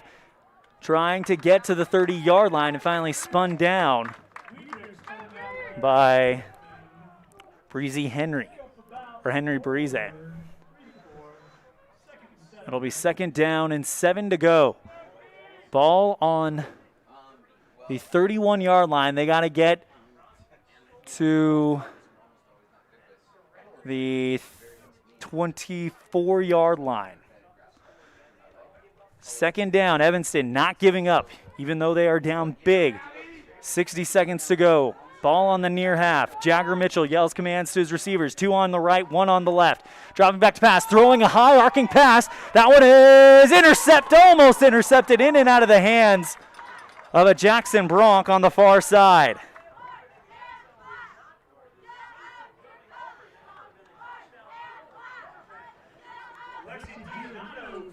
Lexi Dionato just messed up the touchdown reception. It would have been Jackson Moore. We got a score from the Evanston volleyball game. Evanston wins the first set over Cody 25-18. So Red Devils on top of the Phillies out of Cody over in Red Devil Gymnasium, 1-0. Red Devils currently undefeated in conference play after beating Star Valley in 5 sets in Afton.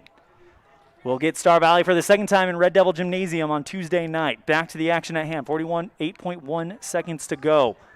Ball around the 30-yard line of Evanston. Jagger Mitchell dropping back to throw. 2nd down, throws, and that one through the hands of Stetson Wiedrich. He would have made the catch around the 25, and it would have been good enough for the 1st down.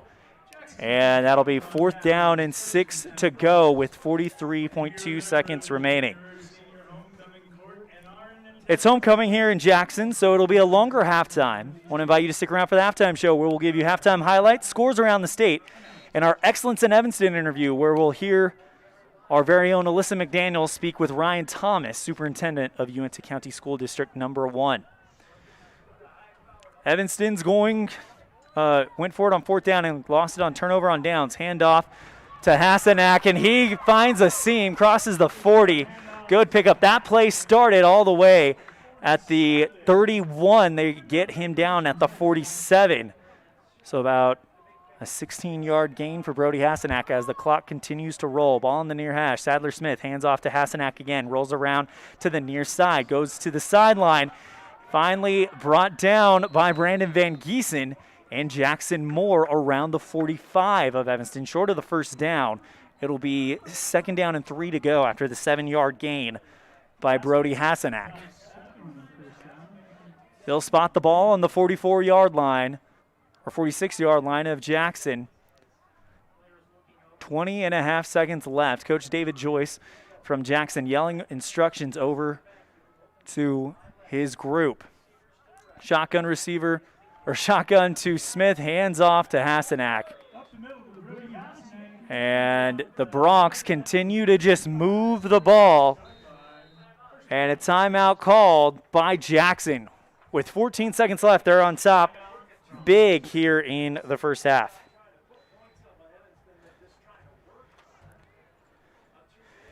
Jackson right now on top big.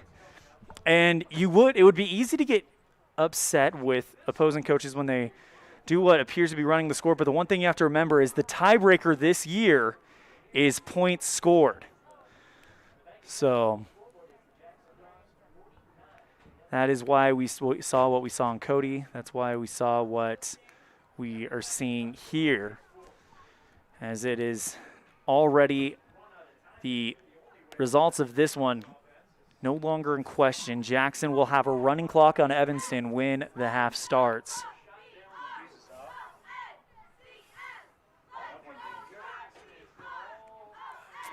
The Jackson Broncs, I got a feeling they were number 1 ever since the first poll came out. I got a feeling they're going to be number 1 next week when that poll comes out. ELAN OLLIFF coming to you live from William T. McINTOSH Stadium in Jackson, Wyoming. 3 hours and 40 minutes away from Evanston. Red Devils trailing Jackson. Pretty big right now. It's 14 seconds away from halftime. At our halftime show, brought to you by the Uinta County Conservation District, we'll have halftime highlights, scores from around the state, and, of course, our Excellence in Evanston interview. Sadler Smith hands off to Meager, who goes around the right side, and Evanston swarms him. Stetson Wiedrick, Jagger Mitchell, and Blake Ross. 0.48 seconds, timeout called again by Jackson. Jackson not going to go to the locker room, it looks like, with more than one timeout left as 4.8 seconds remain in the half. It's a beautiful night here in Jackson as the sun begins to set over the mountains here, the Tetons. 4.8 seconds remaining here. Big matchup happening just down the road in Star Valley. Number 2 Cody taking on number 5 Star Valley. Jackson fans definitely interested in the results of that one.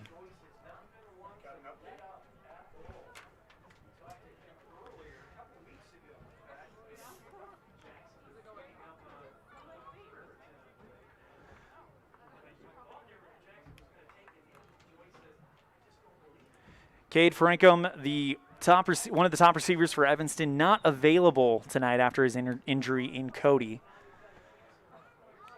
Our thoughts are with him, hoping that he gets a speedy recovery and we see him back soon.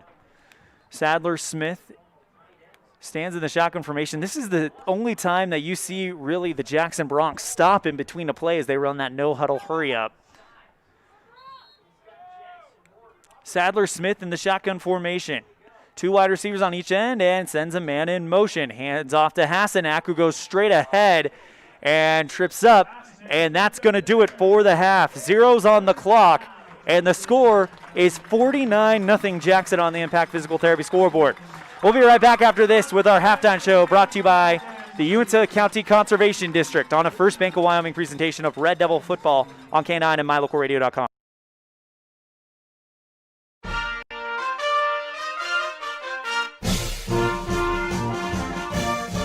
This First Bank of Wyoming presentation of Evanston High School Red Devil Sports is also brought to you in part by Jen's Life Photography. Local photography, whether it's family portraits or senior pictures, capture the moment with Jen's Life Photography. An Evanston local with a Utah number, 801-289-6161. And by Freeway Tire. With a friendly and knowledgeable staff, quick and dependable service and great prices come together. Call Freeway Tire at 307-789-8632. Evanston Regional Hospital is an affiliate of the University of Utah Health. Our partnership builds on a long tradition of collaboration between Evanston Regional Hospital and University of Utah Health. Inside these doors, dedicated staff is committed to being your caring partner in your healthcare journey. Whether you need an MRI or surgery, are expecting a new baby, or you're having a heart attack, Evanston Regional Hospital is here to help. Evanston Regional Hospital. Healing begins here.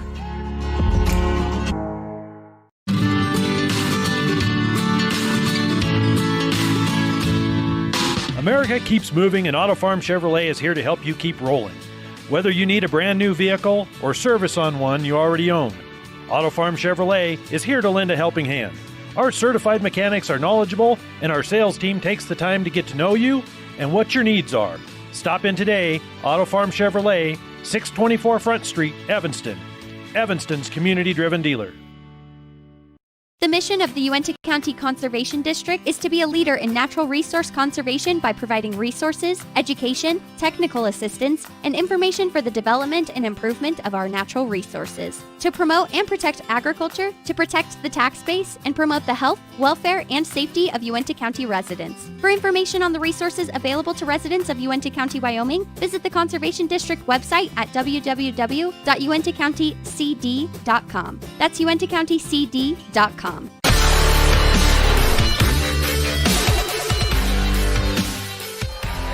Welcome back to Jackson Bronx Stadium, William T. McIntosh Stadium in Jackson, Wyoming. Let's go ahead and give you our halftime highlights, and it's been all Jackson. 49-0 at the half. as you've gotten 1, 2, 3, 4 touchdowns from Hassanak. And right now, Jackson ranked first in so many categories offensively, and you're starting to see why. For the Red Devils, though, we saw some highlights. Great catch by a great play all around by Peyton Cornea. He has made some great receptions. He smacked the ball out of Sadler Smith's hands, creating a fumble. Evanston wasn't able to jump on top of it to take advantage, but great play by Cornea. We've also seen some great passing by Jagger Mitchell. And the Red Devils, you get the feeling it's going to be like last week. They're going to fight all the way to the very end, and there will not be a goose egg on that scoreboard at the very end. It is 49-0 Jackson here at homecoming for Jackson. But the Red Devils, as we talked about, they have the habit of coming up and playing to the final whistle, and that is exactly what we expect to see from the Red Devils, and that's exactly what I believe they'll give us. Let's go ahead and check some scores from around the state. Let's start with 4A. Cheyenne East, the number 3 team in the state, on top of Cheyenne Central, 27-3 right now in the second quarter. Number 2, Thunder Basin beating Laramie 33-7. Number 5, Rock Springs on top of Cheyenne South 14-0 in the first quarter. In the second quarter, Sheridan on top of Kelly Walsh 20-0. Natrona at Campbell County just kicked off about 12 minutes ago. In 3A, Star Valley, the number 5 team in the rankings, on top of Cody 21-7 in the third quarter. Powell in the third quarter barely hanging on against Green River, only 28-20. In the second quarter, Jackson, obviously in the second quarter, Jackson on top of Evanston, 49-0. And entering that first quarter just now is Lander at Riverton. Let's check in on the Bridger Valley. Mountain View continues their run as they beat Big Piney 37-21. Lyman will play tomorrow against Thermopolis or Sublake County, whatever you'd like to call them. Anyway, that game will be on mylocalradio.com. You can catch Cullen Holt on the call. The score is 49-0 Jackson on the Impact Physical Therapy scoreboard. We're going to take a break. When we come back on the Uintah County Conservation District halftime show, we'll hear from our own Alyssa McDaniel, who talked with Superintendent Ryan Thomas on a First Bank of Wyoming presentation of Red Devil football on KNYN and mylocalradio.com. In May of 2019, Uintah County School District Number 1 became the first school district in Wyoming to achieve a certified level 1 on high reliability schools by the Rosanna Leadership Center. We're focusing on 3 levels. Level 1 is a safe and collaborative culture. Level 2, effective teaching in every classroom. And Level 3 is a guaranteed and viable curriculum. We are certified Level 1 in safe and collaborative culture. This is Superintendent Ryan Thomas. Congratulations to everyone in our district. Keep up the great work. Uintah County School District Number 1, Pathway to Excellence. Nothing makes your kid feel like a superstar more than seeing his or her very own Fathead in the stands. Fathead car decals and yard signs are inexpensive and easy to get at Rocky Mountain Sign in Evanston. Whether it's for the big game or to cheer on the high school band, our children make us proud in so many ways. Show your pride today. Go Red Devils. West Star Printing and Rocky Mountain Sign, 243 7th Street, Evanston.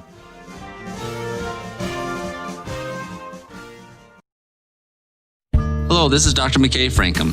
As a dentist in Evanston for over 20 years now, my mission has always been to provide quality dental care for people of all ages at reasonable prices. I'm a detail-oriented person, and it's important to me to stay current on new dental procedures and protocols that can help my patients have the best experience and have the best results. Over the years, I've also worked to keep my overhead low so that I can pass those savings on to my patients. I believe everyone deserves quality dental care. Please call us today at 307-789-8910.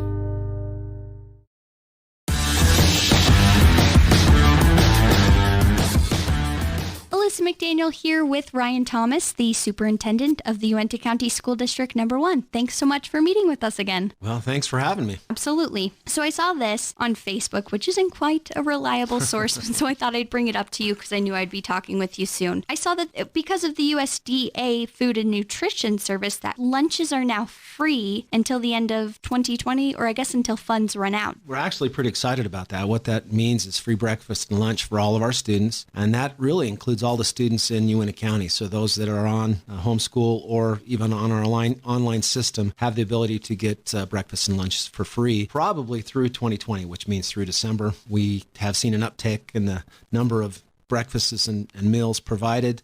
Just again, something that we encourage everyone to take advantage. Those that are not at school, they just need to communicate. They can call the food service department. They'll explain how to take advantage of that opportunity. But they're nutritious meals, and we're excited. And again, just a pleasant surprise for us. I thought so too. I saw that it's kind of in correspondence with COVID and making sure those kids are fed, and of course fed nutritional meals. And I read the lunch menus in the morning, and sometimes I read those and I'm like, what is that? What are colossal fries? Yeah. But it sounds really yummy. Well, they must be really good. I guess in a time when there's so much to worry about, this one less thing you have to worry about is feeding your kids well at school. And again, hats off that we can do it, and hats off to our food service that they can pull it off. I was kind of originally concerned that we couldn't pull it off, but they're exceptional employees and they're doing great work, and so my hat's off to them. Yeah, that's great. So there was a school board meeting last night. What are some of the highlights of that meeting in case people missed that live stream? Or, of course, it did get cut off a little bit early, as you were telling me.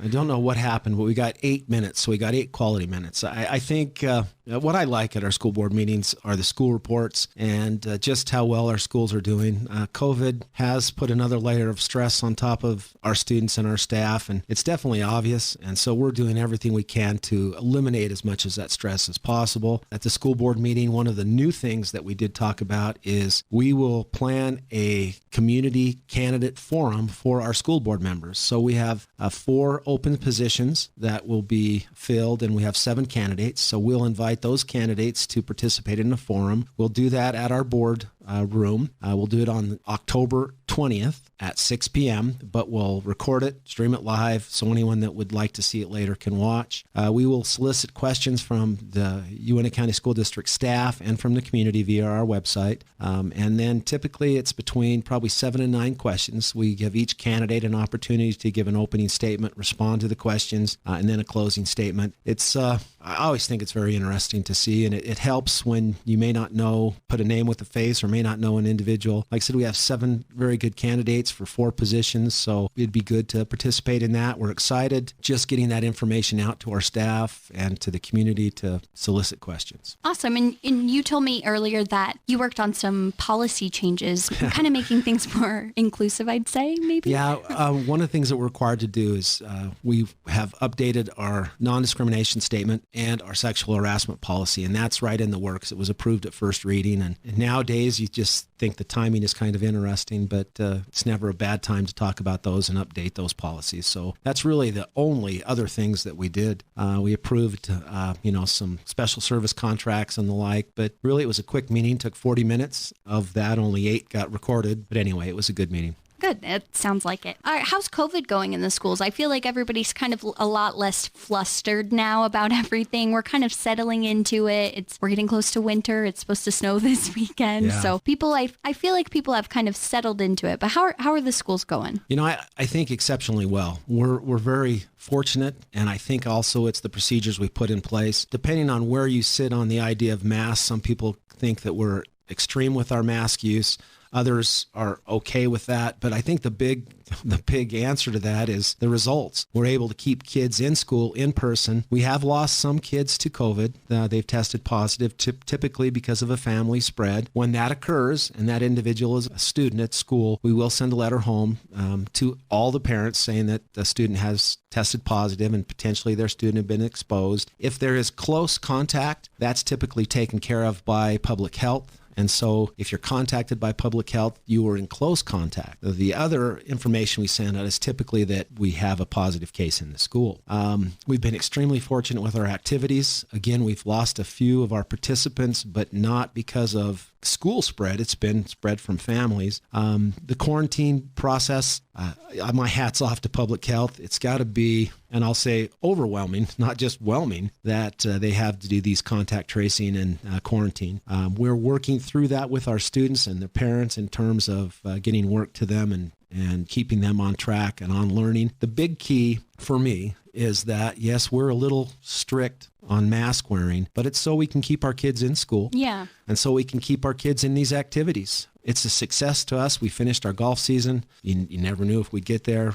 Every week we have volleyball. Every week we have football. Cross country's coming to an end. We ask our spectators really to wear those masks when they're spectating, when they're watching their kids, when they're watching their friends, so that we can continue to do that. And it is paying off. It is working. And no one likes masks. I'm the first to say that. But in this case, the ability to have school in person and to have these activities is much more important than the discomfort of wearing a mask. Absolutely. And the benefits outweigh having to wear a mask. Definitely. I mean, being able to keep our sports in session, and Governor Mark Gordon released a couple weeks ago in one of his media briefings that close contact sports are allowed to occur. So that means we can have wrestling and we can have basketball and we can keep our kids involved in school activities and keep them in school especially. So my hats are off to everybody in the school district for, not only having that patience to keep up with all of this, but just the way it's been executed. I feel like it's gone over very nicely. I'm very impressed, actually. And I'm just, again, I guess proud is the word. I'm proud of our staff. I'm proud of our students. They've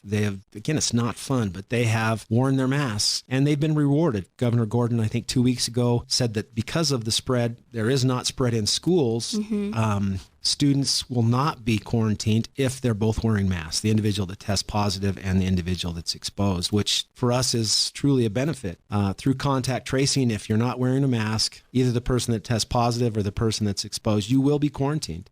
So it is, I think, a reward for our students to wear masks when they're within 6 feet. Same with our teachers. Our teachers have been encouraged to wear masks anytime they're with students. Our athletes, it's a little different with, football. They can't do it when they're doing strenuous activities. We have not seen any community spread. And I think it's because of that commitment from our athletes is once they're not doing physical activities, they're wearing their masks. And they're taking care of themselves when they're outside of the sport, football, cross country, and volleyball. And again, it's I've always loved school activities, but even more, every event to me is a victory. And I'm just so appreciative that we can do it. I agree with you. Well, Sorry, we have to cut that interview a little bit short as we are less than a minute away from starting. If you would like to hear the rest of that interview, Alyssa McDaniel always does a great job on these community chats.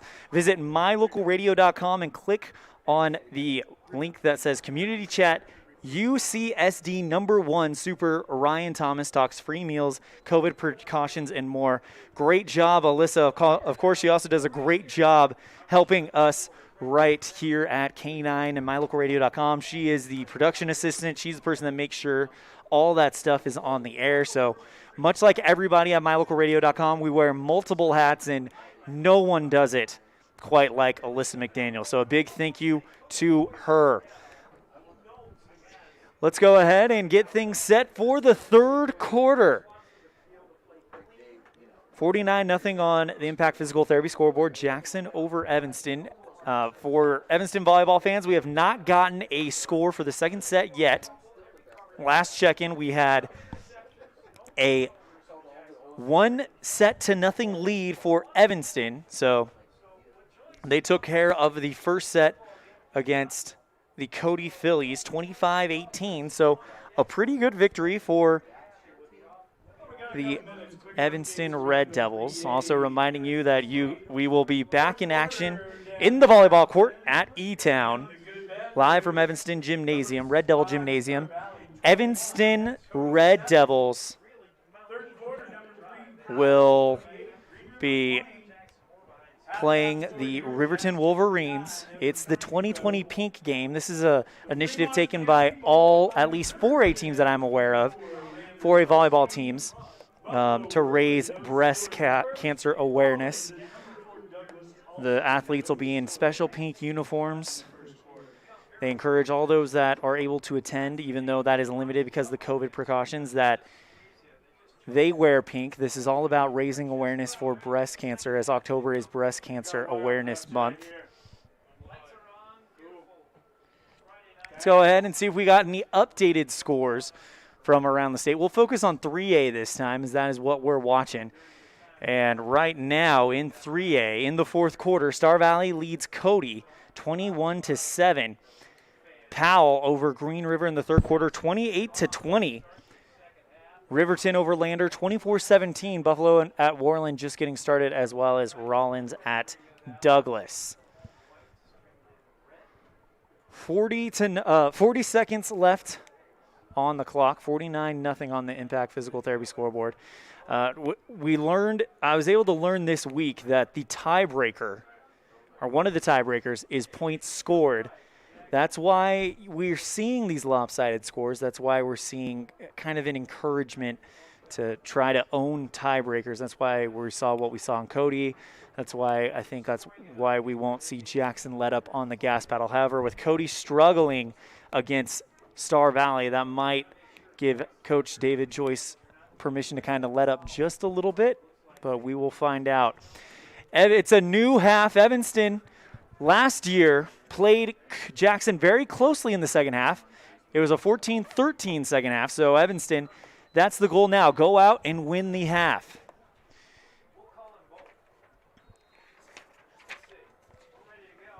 Vasquez Vargas to kick it off to Evanston. Evanston will move left to right as the sun has finally completely gone down over the mountains. That one takes a hop at the 5, picked up by Van Giesen.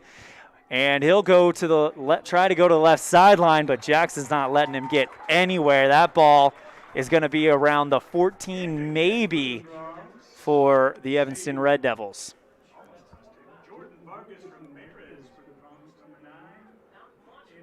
So it'll be first down and 10 to go. First down is brought to you by Beverly, Billy, and Paige Tannenbaum, the biggest Red Devil fans in the state of California.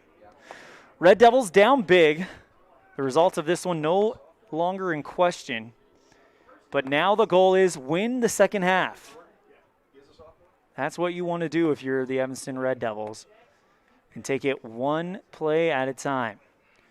Jagger Mitchell will stay in at quarterback as we see Jackson Moore line up as receiver on the far side.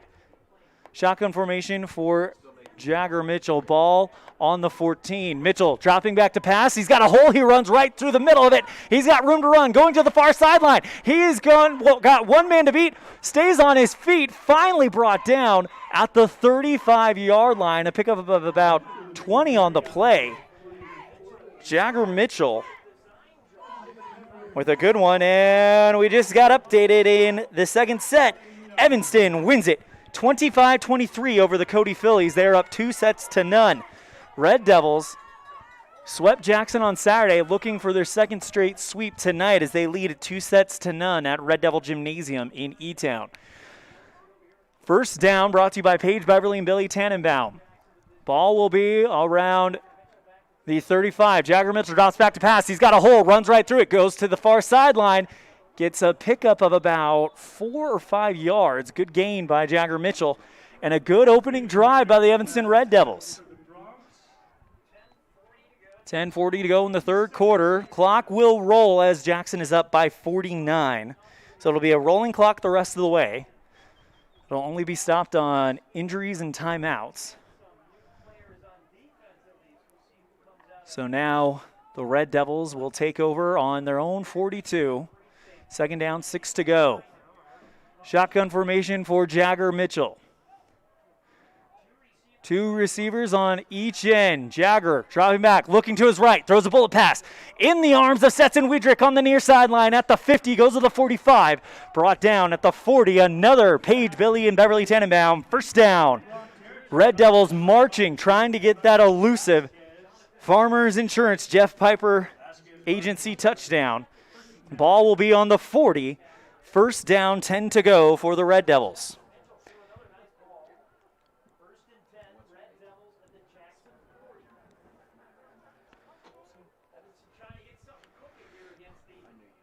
Update from the volleyball match. If you're just joining us, Evanston leads it 2-0 over Cody Phillies over at Red Devil Gymnasium in E-Town.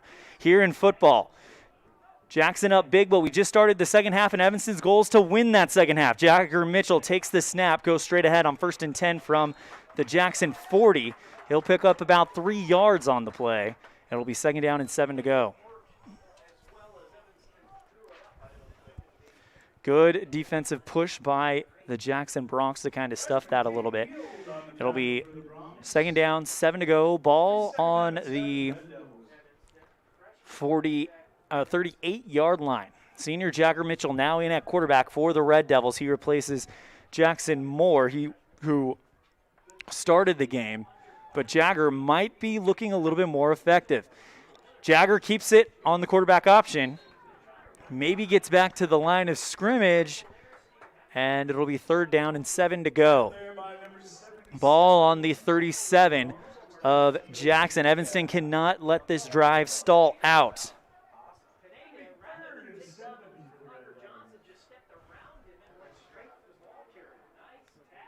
Ball will be spotted on the 36, 37-yard line on the near hash. Shotgun formation for Jagger Mitchell. 3rd and 7 to go. Mitchell, bullet pass into the arms of Jackson Moore at the 30. He's got the first down and goes out of bounds around the 25. So the Red Devils pick up another Paige, Billy, and Beverly Tenenbaum first down and are starting to march the ball down the field. The goal is clear. You're not going to win the game. Jackson is up too much, but you can win the second half as it is all level in that aspect. It's a rolling clock the rest of the way, though, as Jackson pounced on Evanston big and has scored every time that they have touched the ball. Evanston needs to do something similar to give them a chance in the second half. Again, they're not going to win this game, but the goal is win the second half. Bobbled snap by Mitchell. He picks it up and now rushes to the far sideline. He's got room to run, gets to the sideline, and picks up another Paige, Beverly, and Billy Tannenbaum first down. And this is the farthest Evanston has been all night. Ball will be spot around the 15, 14-yard line of Jackson.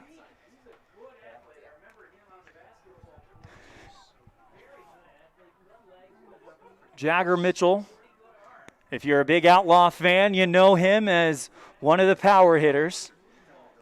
He was also a spark plug on the basketball team. Great 3-4 sport athlete as he didn't get to show off his prowess in track this year. As Jagger Mitchell will go in the shotgun formation. He takes the snap. It's a high snap, and he fields it down. Fires the pass right into the arms of Jackson Moore in the end zone. Dead center. Touchdown, Evanston. It's a Farmers Insurance, the Jeff Piper Agency touchdown, and the Red Devils are on the board early in the second half.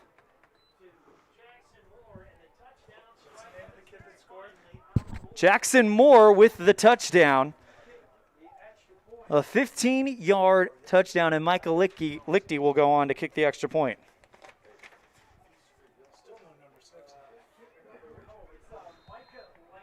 Lichty puts it through the uprights, and it's 7-0. And the Red Devils get on the board early in the second half thanks to Jackson Moore and Jagger Mitchell. It's 49-7. Jackson leads, but Evanston with eyes on the second half. And a First Bank of Wyoming presentation of Red Devil football on K9 and MyLocalRadio.com. When you're looking for one location that is centrally located in Wyoming to host a business meeting or corporate retreat, always consider the Come On In Hotel and Suites in Casper first. With meeting rooms and amenities that everyone can enjoy at the Come On In is the best place to host events. The rustic decor, fireplaces, jacuzzis, pool, and large indoor atrium will make your event memorable. Call today and find out the ways we can help make your event a success. Come On In Hotel and Suites in Casper. Call 307-472-6300.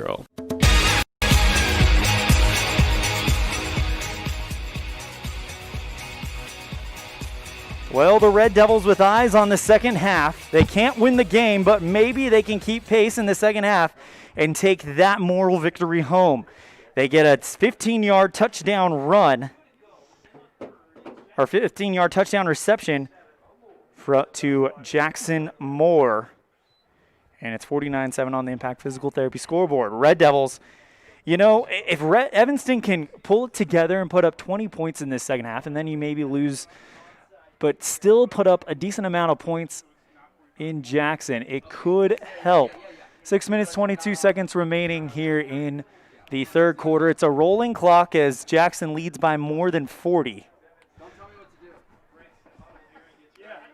Evanston and Michael Lichty getting ready to kick it. Who remembers what happened last time? Evanston got a touchdown late in the game, and Michael Lichty kicked it off. That's right. He put a squib kick right into the chest of the Cody player, and Blake Ross was able to come down with it. That was the Dr. McKay Franklin Precision Play of the game last week. Michael Lichty getting ready to kick it off for the Red Devils. This will be the second time he's seen it. And here we go. That one a high end over end kick. Caught by Jackson around the 20, and he's got room to run. Oh my goodness, he's going to go all the way. He goes right into the pile and finds room. A huge touchdown return by Clancy Meager. And the Bronx strike again. That quick strike defense or offense,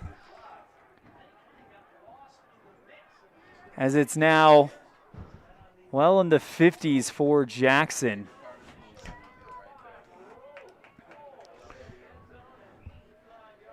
An 85-yard kick return by Meager.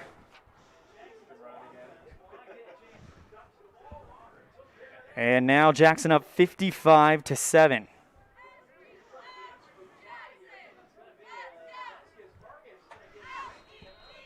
Vasquez Vargas is not going to kick it. It looks like they're going to get another kicker in there.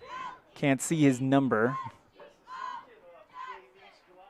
It'll be a JV kicker. So looking at their JV roster, I'm guessing it'll probably be, there's no kicker marked on that one. It's 55-7 on the Impact Physical Therapy scoreboard. 85-yard touchdown return by Meager.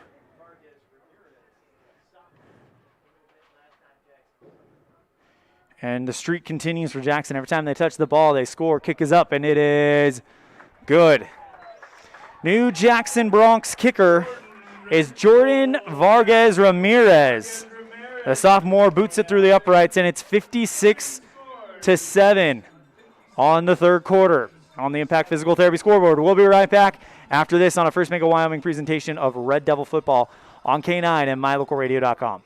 When you're looking for one location that is centrally located in Wyoming to host a business meeting or corporate retreat, always consider the Come On In Hotel and Suites in Casper first. With meeting rooms and amenities that everyone can enjoy at the Come On In is the best place to host events. The rustic decor, fireplaces, jacuzzis, pool, and large indoor atrium will make your event memorable. Call today and find out the ways we can help make your event a success. Come On In Hotel and Suites in Casper. Call 307-472-6300.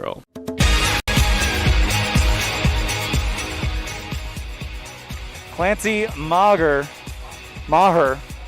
It's an interesting one. Clancy Maher rushes back 85 yards and returns the touchdown. Evanston gets a touchdown, and then Maher goes 85 yards on the kickoff to return it. It's a big lead for Jackson.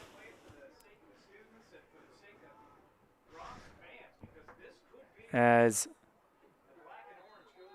the Bronx, who look so dialed in right now, as they have eyes on a state title. End over end kick into the arms of Van Giesen. He now moves to the far sideline and is brought down by the black and silver crew. Gang tackled around the 25-yard line. 5:49. Can anybody tell me who number 6 is? Anyone? Big thank you to Chewy for bringing us the camera work on mylocalradio.com. 5.5 minutes remaining in the third quarter. It's a rolling clock as Jackson is up big. And the Red Devils, though, were able to put together a very good drive to kick off the second half, get first blood in the second half. And as we keep talking about, the game may be out of reach, but you can compete with this team in the second half.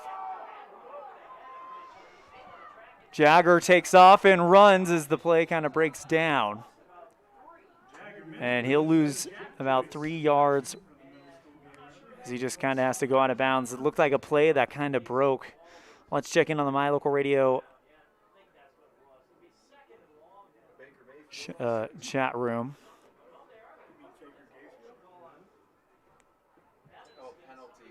Big thank you to Paige Tannenbaum for joining us, as well as Mark Medea and Nicole Robinette.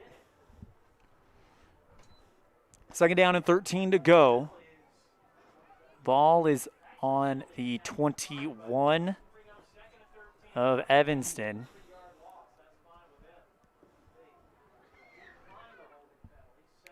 Four and a half minutes remaining in the third quarter. Evanston trailing big, so the clock will roll, but in the second half, they have been able to match Jackson, but this Jackson team, number one ranked team in the state, is just too explosive. It's been a lot of 2-3 play drives for the Broncs, as they've done a great job just doing what they do. Mitchell takes the high snap. He's got trouble and is hit in the backfield. And Jagger Mitchell will lose a little bit more yards on the play. Number 58, Ryan Dunn on the tackle for the Bears. We've got the second string defense in for Jackson as they're trying to rest their starters, as the job has been done here on homecoming night for them, and they will move on to 3-0 in the conference. They will stay the number one team on the YO Preps Coaches and Media's poll. It'll be third and long.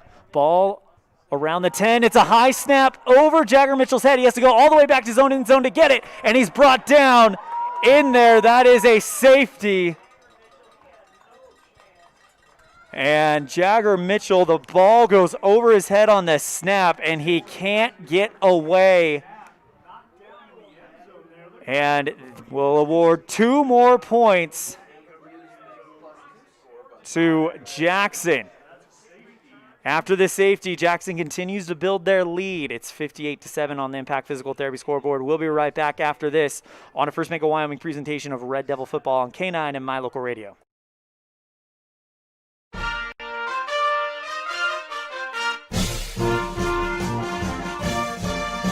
This First Bank of Wyoming presentation of Evanston High School Red Devil Sports is also brought to you in part by T-Bar S Body Shop. Let T-Bar fix your car. Call 307-789-2639. And by Hoover Chiropractic.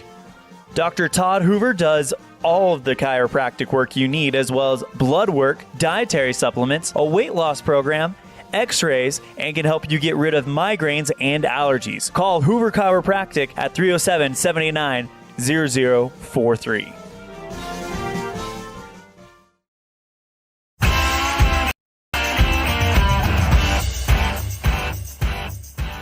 Well, Jackson, we keep saying it, number one team in the state on the new on pretty much every YO Preps Coaches and Media poll that came out. And this week, we're getting a first-hand reason why. As Evanston will have to kick it off after giving up the safety.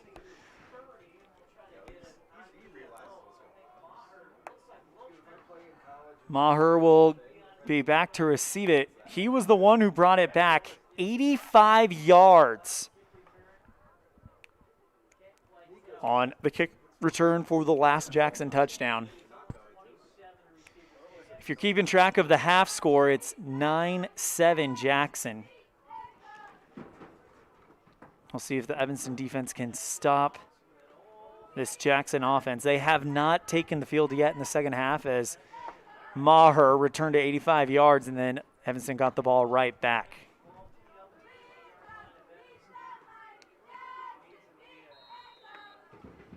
Michael Lichty to kick it off for the Red Devils. Puts his boot into it. It's a squib kick. It bounces off a Jackson player. Ball's on the ground. They dive for it. Did Evanston just get another onside? This would have been an onside kick intentionally this time.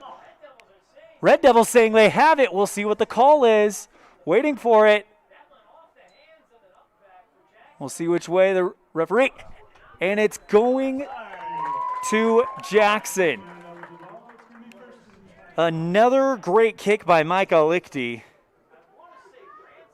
And this time they couldn't jump on top of it. 2.5 minutes remaining in the third quarter. 1st and 10, Jackson, ball on the Evanston 36-yard line. Sadler Smith in the shotgun formation. Handoff going straight ahead. Actually, that's a new quarterback. That was not Sadler Smith. That is the JV quarterback. Looks like it's Owen Jansen. And then now they're another handoff going straight ahead. The Jackson is. That was a carry by Aiden Grayland. And it looks like Jackson is just going to throw the JV team in there. As we talked about earlier, the job is done for the night. They will hold their #1 ranking. And with Star Valley beating Cody right now, they may not be worried about tiebreakers. Handoff to Grayland. He breaks one tackle and just kind of dives forward. And it's going to be close. Did he pick up the first down? Yes. So another first down for the Bronx. 1st and 10. Ball will be spot around the 20-yard line of Evanston. Timeout called, and we will take it as well. Jackson leads Evanston big time here in the 3rd quarter on a First Bank of Wyoming presentation of Red Devil football on K9 and mylocalradio.com. When you're looking for one location that is centrally located in Wyoming to host a business meeting or corporate retreat, always consider the Come On In Hotel and Suites in Casper first. With meeting rooms and amenities that everyone can enjoy at the Come On In is the best place to host events. The rustic decor, fireplaces, jacuzzis, pool, and large indoor atrium will make your event memorable. Call today and find out the ways we can help make your event a success. Come On In Hotel and Suites in Casper. Call 307-472-6300.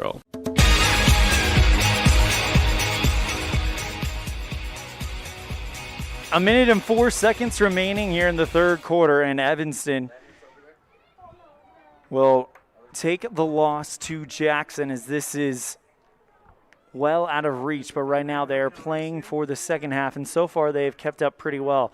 In the second half, Jackson has scored 9 points. Evanston has scored 7.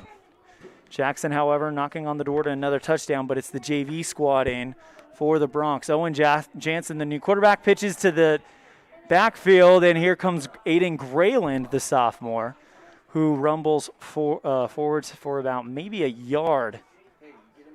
And it will be 2nd and 9 to go.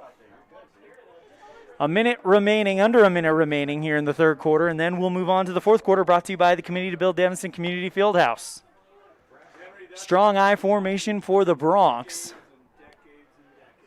Handoff to Grayland, and wrapped up at the line. The Evanston defense able to shove him back. Stetson Weidrich, Jagger Mitchell, and Nick Child in on the hit.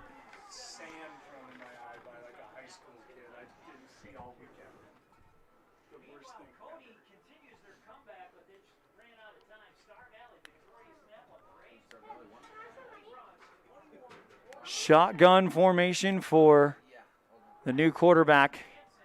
Jansen goes to Grayland on the screen pass, hits him in the flat, and Jansen's going to pick up the first down. 2 seconds left, 1 second left, and that is going to do it for the 3rd quarter. So 3/4 of the way there.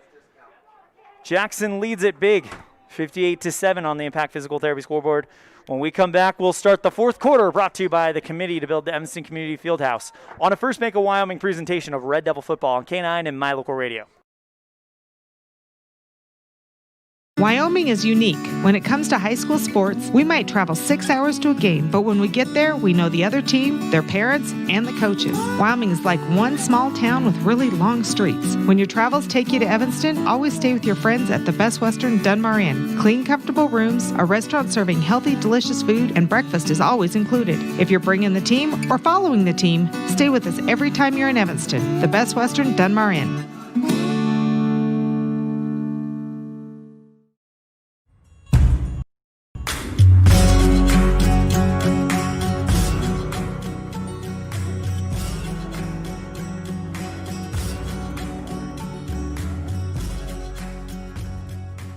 Welcome to the 4th quarter, brought to you by the Committee to Build Evanston Community Fieldhouse.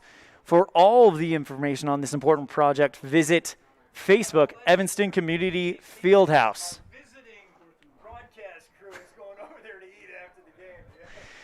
Red Devils getting ready to go on defense against the Jackson Bronx. Ball around the 15. They'll hand off to Aiden Grayland. If that name sounds familiar, it's because he was one of the starting lineup on the Jackson Giants American Legion football team this year. He loses a yard on a 4th and 1.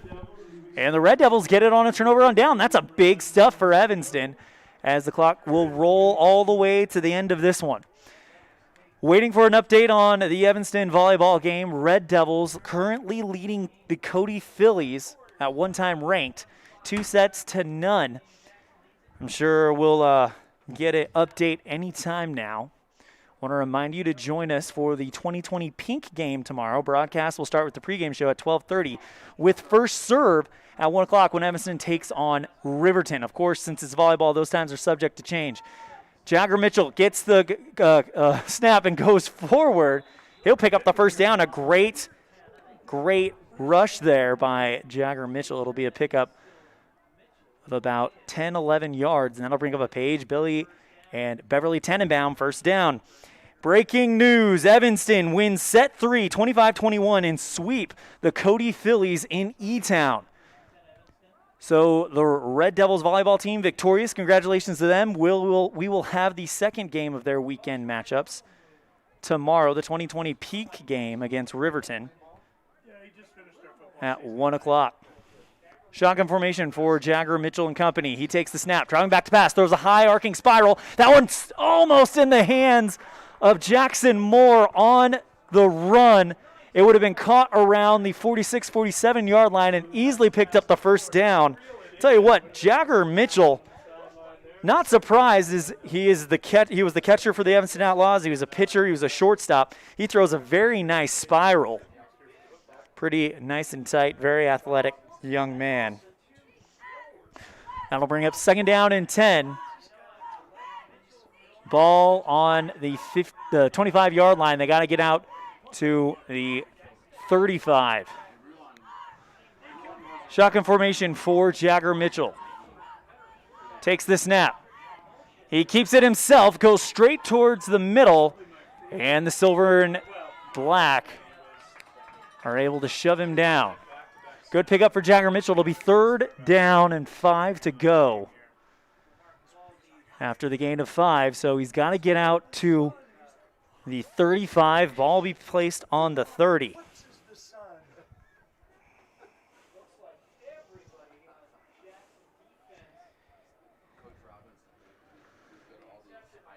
Ball now on the 34 Evanston.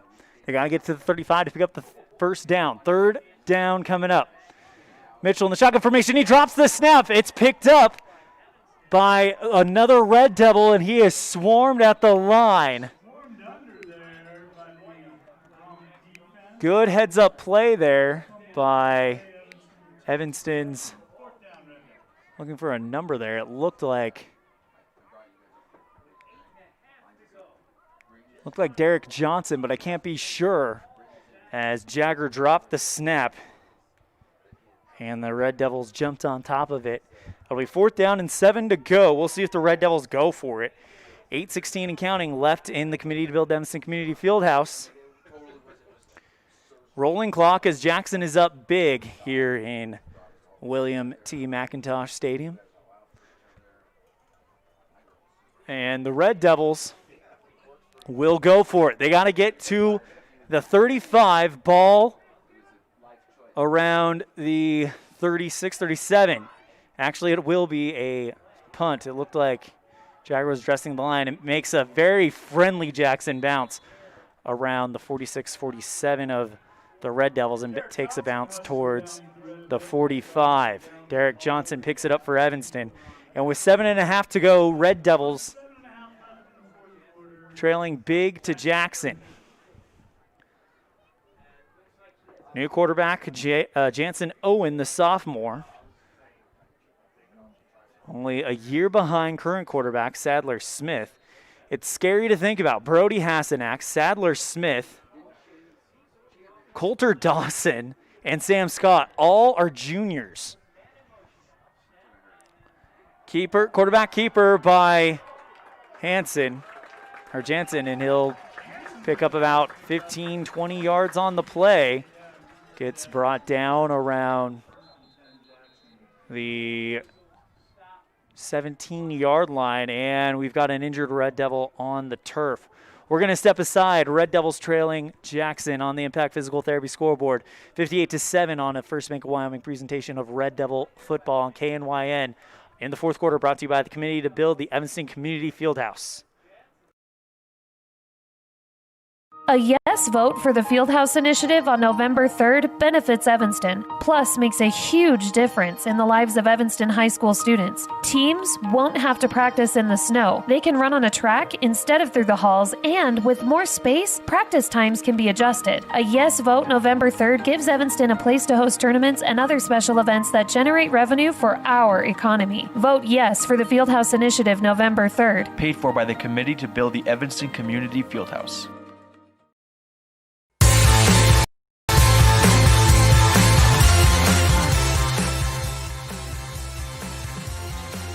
Welcome back to First Bank of Wyoming presentation of Red Devil football on K9 and mylocalradio.com. We took a timeout for the injury, and that Red Devil player is still on the turf, but he's walking away on his own steam.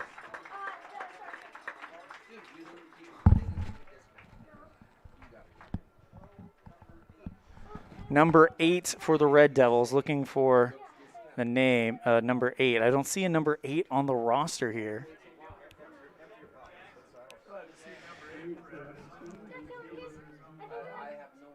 First and 10 for the Bronx with 6:49, and that clock will roll to the very end as we're at a rolling clock right now. Red Devils trail 58-7. Here to the home team. Grayland gets it on the play action, and he picks up another first down for Jackson. Goes to the far sideline, and that will be inside the 15. They're going to put him on the 14, so it'll be first and 10 from the Evanston 14.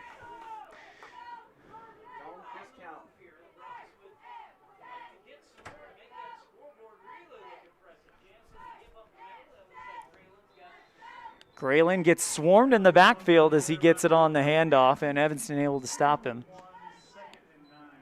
He'll actually get a yard there.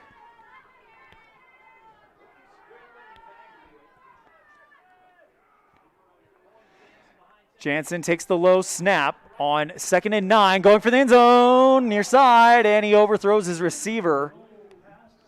And it'll be 3rd down and 9 to go.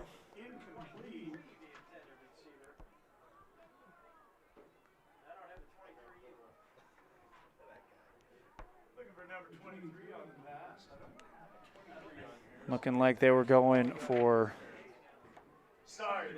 a number 23, Seth Brunner.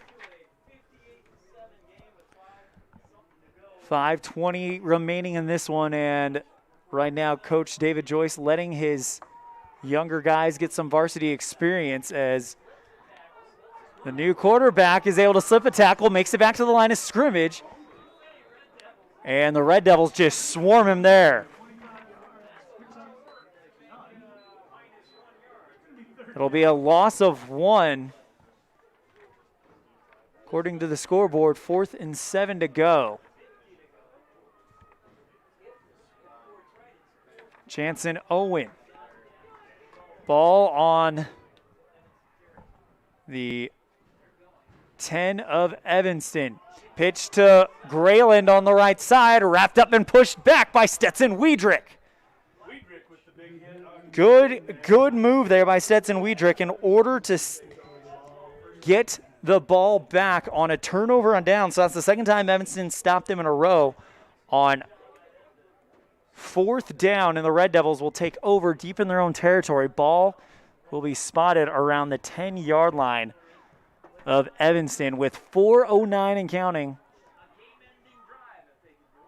Red Devils hoping to just kind of march the ball down the field slowly.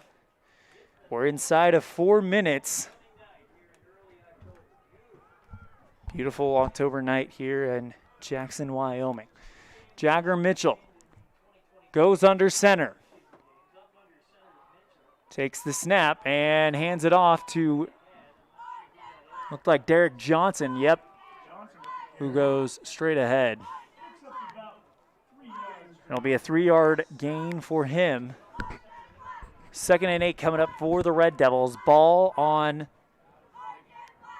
the 14-yard line. They got to get it out to about the 22-yard line. Jagger Mitchell under center. Clock continues to roll. 3 minutes and 12 seconds remaining in the fourth quarter, brought to you by the Community to Build Evanston Community Fieldhouse. Mitchell rushes to the outside, tries to turn the corner and gets brought down by the black and silver.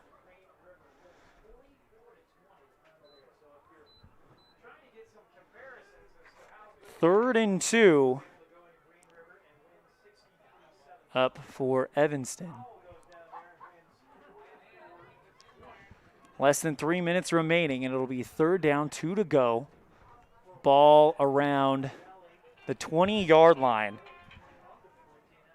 Got to get out to the 22. Mitchell hands off and going straight ahead and pushed right back by the Jackson pile. It'll be just short of the first down. It'll be 4th and 1. Ball on the 20. They got to get to the 21. Derek Johnson on that last carry. Red Devils to go for it. 2 minutes remaining. It'll be a rolling clock. Mitchell goes under center. Hard count by the Red Devils, trying to get Jackson to jump to get that first down. It's not going to happen. Handoff going straight ahead. Did he pick it up? Does not look like it. A big swarm by the Jackson defense, and with a minute 30 left, they'll take the field. And you got to imagine they're just going to kneel the ball and let this clock run down. A minute and 24 remaining. Clock running as Evanston is down big. We'll see if Jackson does run a play or if they just go ahead and kneel it down. And it looks like we're going to get a play. Owen Jansen in the shotgun formation. Hands it off to the wide receiver on a jet screen who goes straight ahead. And he'll pick up about 4 yards. Less than a minute to go.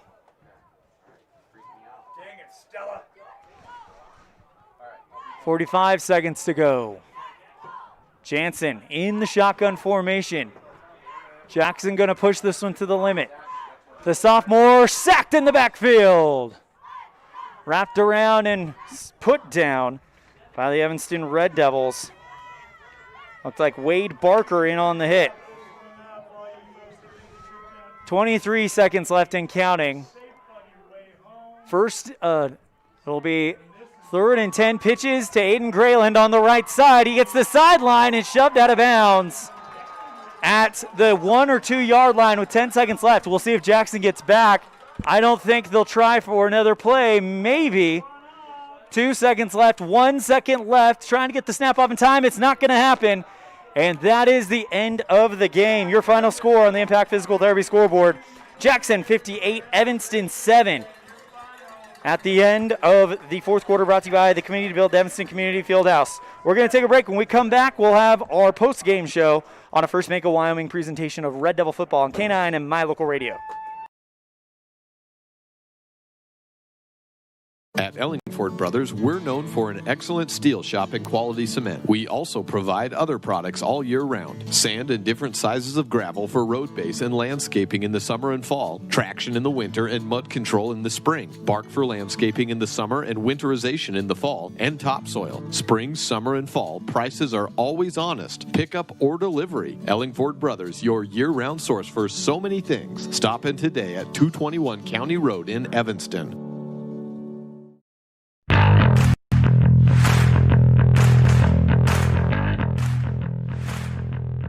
The best live coverage of local sports, weather, local news, and radio classifieds. Plus job listings, fun giveaways, and more. It's all on mylocalradio.com. Watch live as your high school teams clash with their biggest rivals. Listen to the latest from your team's coaches, catch up on local and regional news, and get accurate weather conditions and forecasts. Visit mylocalradio.com, like us on Facebook, and stream it all now. Do you really think you can get a better deal on a vehicle in the city? Poppycock! Rocky Mountain Yeti is hungry for your business and will beat any bona fide deal on any vehicle, or they'll give it to you as a gift. Now that's legendary. Rocky Mountain Yeti Evanston, home of the 20-year, 200,000-mile legendary warranty, where legendary customer service is not a myth. When you think about Bear Lake, think family, fun, fishing, beaches, boats, green, and great food. Think water, wildlife, trails, and shakes, snow, scenery, and sun. Think summer. Go to bearlake.org and plan your visit today. Visit Scenic Idaho.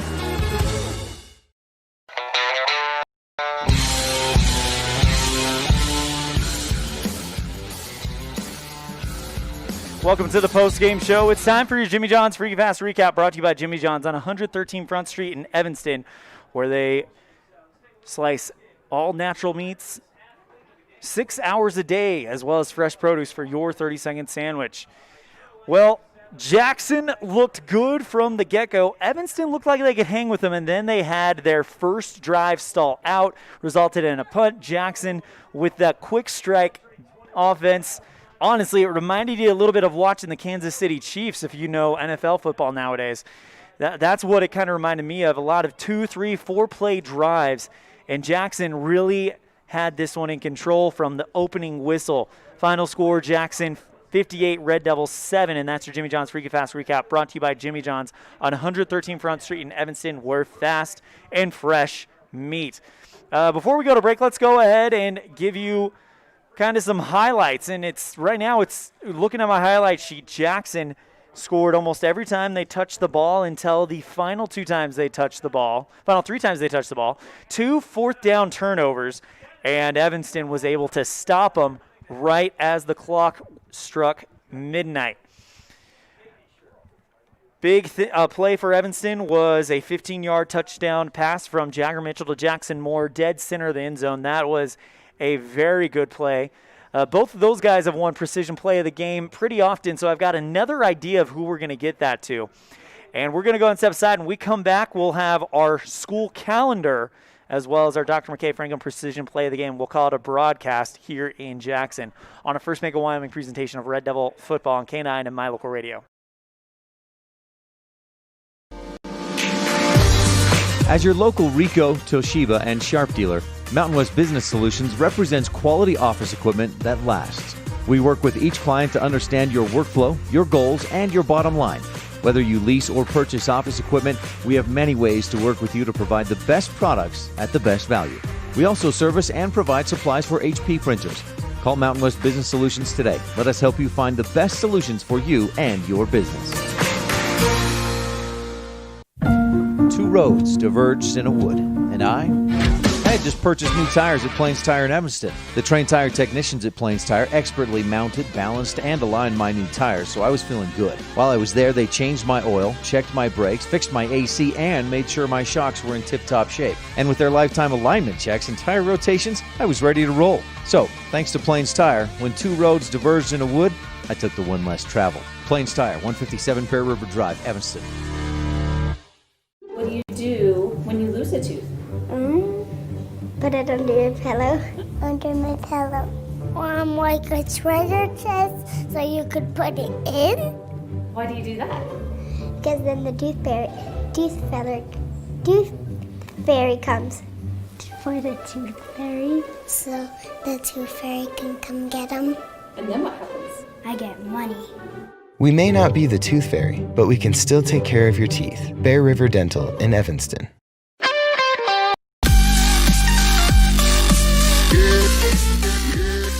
Welcome back to the Postgame Show on a First Bank of Wyoming presentation of Red Devil football on K9 and MyLocalRadio.com.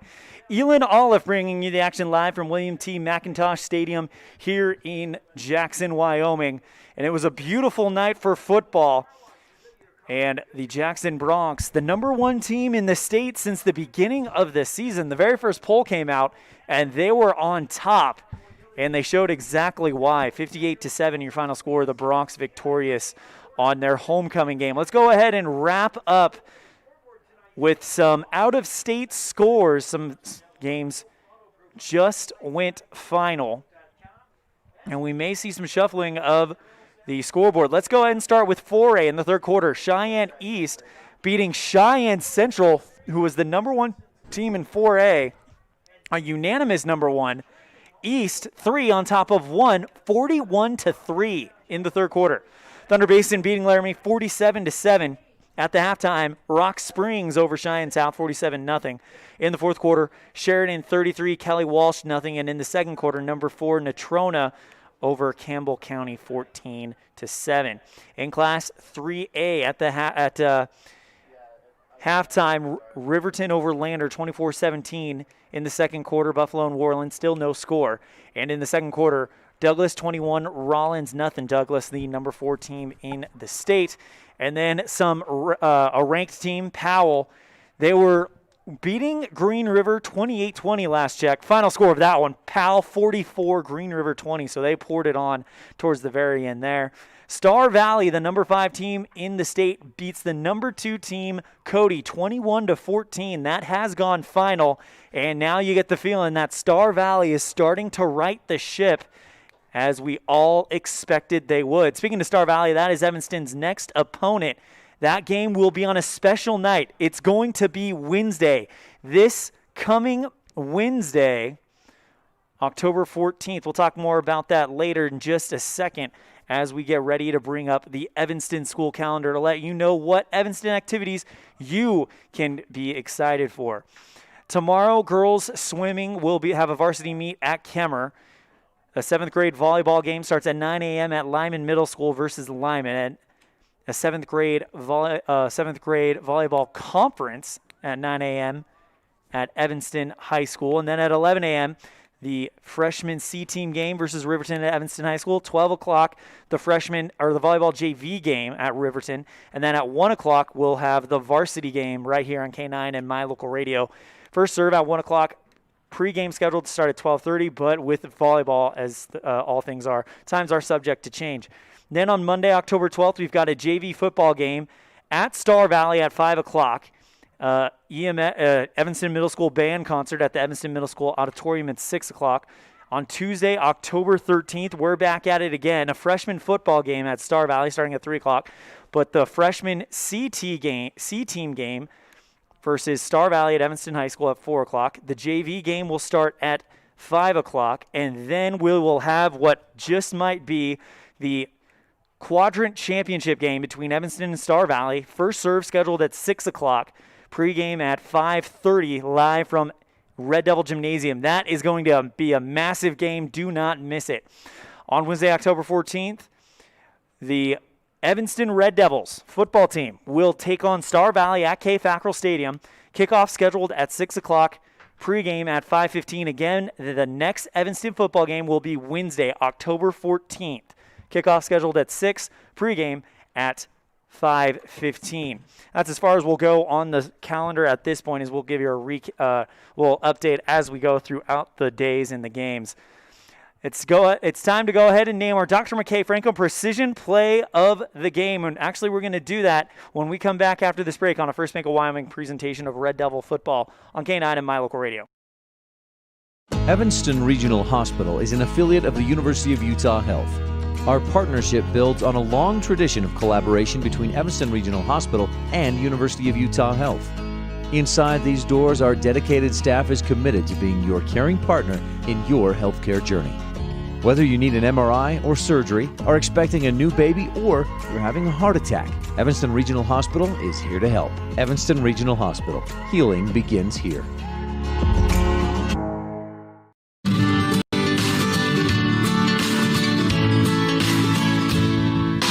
America keeps moving, and Auto Farm Chevrolet is here to help you keep rolling.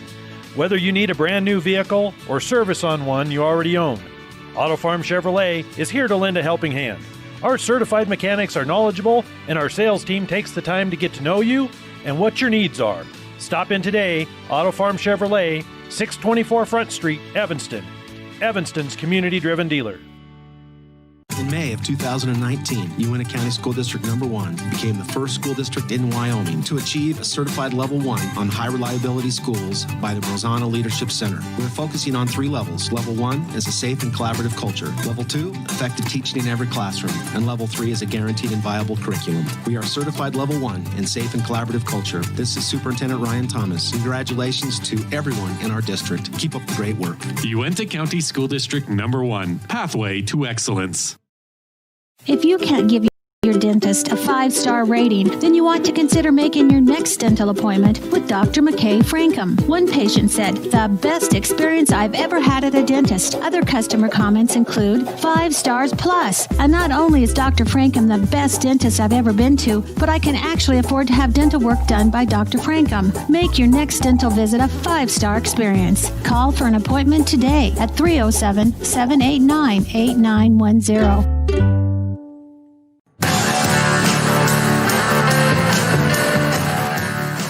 Welcome back one more time to William T. McINTOSH Stadium on the campus of Jackson Hole High School in beautiful Jackson, Wyoming. It's time to give out our Dr. McKay Frankham Precision Play of the Game, and we're going to give it to a junior who has kind of been behind the scenes doing a lot of work, but today came to the forefront. Peyton Cornea with a few great receptions, and of course the play that comes to mind is actually on the defensive side.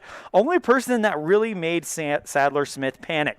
It was a drop back pass for Sadler Smith. Cornea breaks through the line and bats the ball out of his hands. Evanston was not able to jump on the fumble, but it was a great play and a great effort by Peyton Cornea, and he is the recipient of our Dr. McKay Frankham Precision Play of the Game, brought to you by Dr. McKay Frankham. Family dental services at reasonable rates. Call 307-789-8910 today. And that is going to do it from Jackson Hole. On behalf of my camera person, Chewy, on behalf of our production assistant back in Evanston, Alyssa McDaniel, I'm Elan Olliff saying, we'll see you next time the ball flies, which will be right here on K9 and My Local Radio tomorrow when Evanston Volleyball takes on Riverton in the 2020 Pink Game. Pregame scheduled at 12:30 and first serve scheduled at around 1 o'clock p.m. Thank you so much and take care. Evanston Regional Hospital is an affiliate of the... You've been tuned into First Bank of Wyoming presentation of Evanston Red Devil football on KNYN 99.1 FM with video online at mylocalradio.com. Today's game has been brought to you by Auto Farm Chevrolet, Dr. McKay Frankham DDS, Westar Printing, T-Bar S Body Shop, the Best Western Dunmar Inn and Legal Tender Restaurant, Hoover Chiropractic, Mountain West Business Solutions, Bear Lake Convention and Visitors Bureau, Rocky Mountain Yeti, Jen's Life Photography, Evanston Regional Hospital, the Come On in Casper, Rocky Mountain Sign, Bear River Dental, Plains Tire, Uintah County School District Number 1, Ellingford Brothers, and by Freeway Tire. The proceeding has been a wholly owned production of MyLocalRadio.com and Cook Brothers Broadcasting, no portion of which may be used or rebroadcast without the express written consent of Old West Media Incorporated. Our executive producer is Val Cook. We thank our office manager, Kayleen Anderson, and our sales manager, Julie Burley, along with Rich's Matthew Peterson and the Valley's Cullen Holt, and production assistant, Alyssa McDaniel. Biggest thanks to our sponsors and to you for tuning in. We invite you to visit mylocalradio.com for archived games and past interviews with Red Devil players and coaches. Like My Local Radio Sports on Facebook to stay up to date with the games. Thank you for joining us on this First Bank of Wyoming presentation of Evanston Red Devil Sports on KNYN 99.1 FM and mylocalradio.com. Until next time, go Devils!